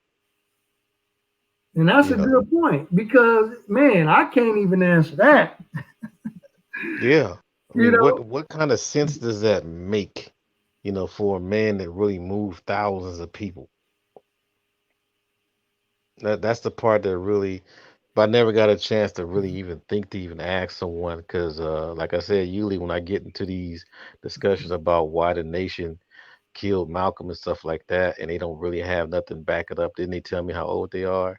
I just about face right, right, because it's not absolutely. even worth. It's not even worth the energy. Yeah. And my thing is, it's okay if you ignorant. It's okay if you don't know. But just admit that you ignorant and you don't know. Don't sit up here and talk to me like you know exactly what you're talking about. But Brother Ben X was having a conversation. As a matter of fact, me and Brother Ben X was having a conversation with a brother on Freeway. We was talking to this brother for about a couple hours privately. This wasn't even online because he was bashing the nation online. So we got him on the phone. And he was going with the messenger was a pedophile and all this and that. He was bringing up the wives. And Brother Ben X asked the brother, he said, okay, well, what's their names? Referring to the wives. The brother was like this, no, I don't know their name. So, brother, how can we believe exactly what you're saying when you can't even name one of the wives or one of the women that Malcolm X was referring to? Uh, So it's okay to say that you don't know. But too many of us are so arrogant that we can't even say and admit when we are wrong, or we can't admit when we don't know something. yeah, and the fact that the messenger had the wives. People understand that's high science. It ain't no stuff that they trying to make it out to be. You know, it's high science, and I'm not going to deep into that, but I think they have to really start looking into these particular operations to where the pathway of leaders do things, because you got to look at I think, I don't know if the messenger, some of the minister said this, but if you look at the all the children that the messenger had with Sister Claire, none of them really support the nation, man, afterwards. None of them. But Right. when you have Brother Rasul and brother well, what's the other brother, Ishmael, and all these Yeah. other people, they still there. Yeah, the children are still there. You know, You know what and I mean? that's the crazy part about it because again, like I said earlier, if these women, right, were underage, why did not one of their parents come out and condemn the Honorable Elijah Muhammad and stand next to Malcolm when he made the claim? Oh, If that's a good Honorable question. Elijah Muhammad was guilty, why isn't he in prison like Dr. Malachi Z. York? When the feds was following him, they was all over the Honorable Elijah Muhammad. Why he ain't in prison? Okay, they ain't got R. Kelly, Bill Cosby, Kobe Bryant, Mike Tyson, Tupac Shakur, and the list goes on and on. And the feds weren't even following these dudes like they was following the most honorable Elijah Muhammad. Hmm. They recorded all his conversations. They had informants and agents running back to them, telling J. Edgar Hoover exactly what the Honorable Elijah Muhammad was saying and what he was doing. Why did they ever say that these were underage girls in the FBI documents? Why did they ever lock him up? Couldn't do it. See, I'm like Dan Calloway right now. I'm just here to make you think. You know what I'm saying? Just like he be saying on his show, I'm just here to make you think. I'm just here to make y'all think. Dr. Malachi Z. York had an empire. He owned Man, thousands of acres of land and had thousands of followers. Guess where he at right now? yeah, lights out. You know? Yeah, but that is the messenger ain't do a day in prison. Why? Maybe because they wasn't underage. I keep hearing a brother on this platform say, "Oh yeah, it was a lot of brothers back in the day. They was doing that. They was messing with these young girls. Like, no, you can't. We can't apply what they was doing to what the messenger did. See, Yeah, we are being complicit in the lie when we say things like that. We are complicit when we say, "Oh, Malcolm was a snitch. Malcolm was a rat." We are being complicit because to to imply that he was a snitch or a rat is to also imply that there was illegal activity that was taking place in the nation with the Honorable Elijah Muhammad that never took place. That's why we don't call him a snitch or a rat. He was a defector. yeah.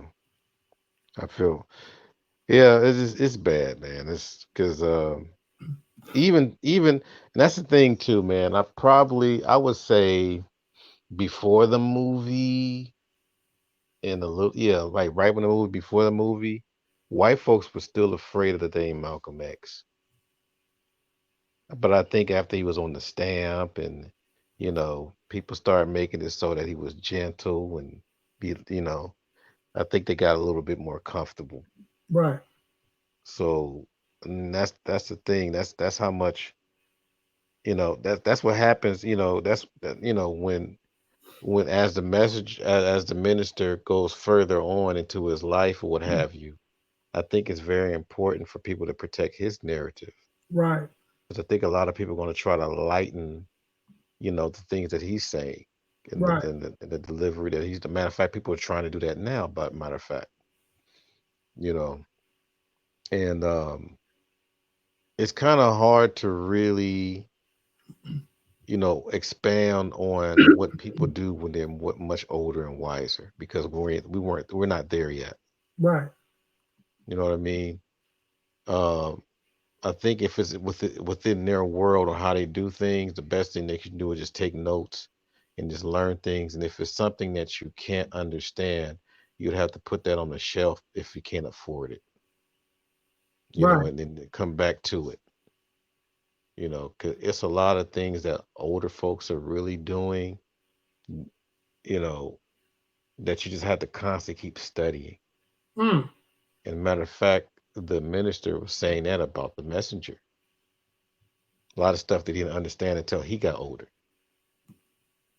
So I think that's the stuff that we have to really start learning how to be wise and patient, you know, Right. and just know that whatever knowledge, wisdom, and understanding that you acquire is always there, but at the same time, it has to resonate. It has to have a high frequency, and that's when you start making yourself known as the real man that you're made of, Right.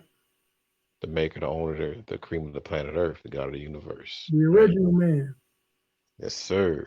So those kind of things right there, man. I mean, I hold value. I consider the nation as my foundation, my core. Right. I'm always, I'm always hanging around with Minister Tony. Right. Always hanging around. That's my frat brother. You see what he wears around his wrist.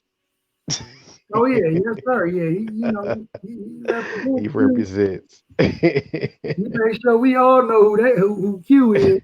We got the minister inducted. So Yes, sir. let's do it all out. Dear brother, thank you for joining Yes, in sir. and tapping in and contributing to this live feed, dear brother. It's always a pleasure and an honor to talk to you specifically, dear brother.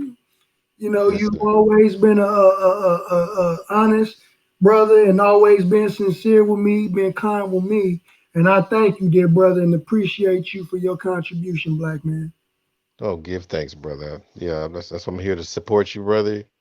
And just keep it going, man. I'll be around. Yes, sir. Thank you, dear brother. Salam alaikum, Okay. sir. Well, alaikum salam, black man.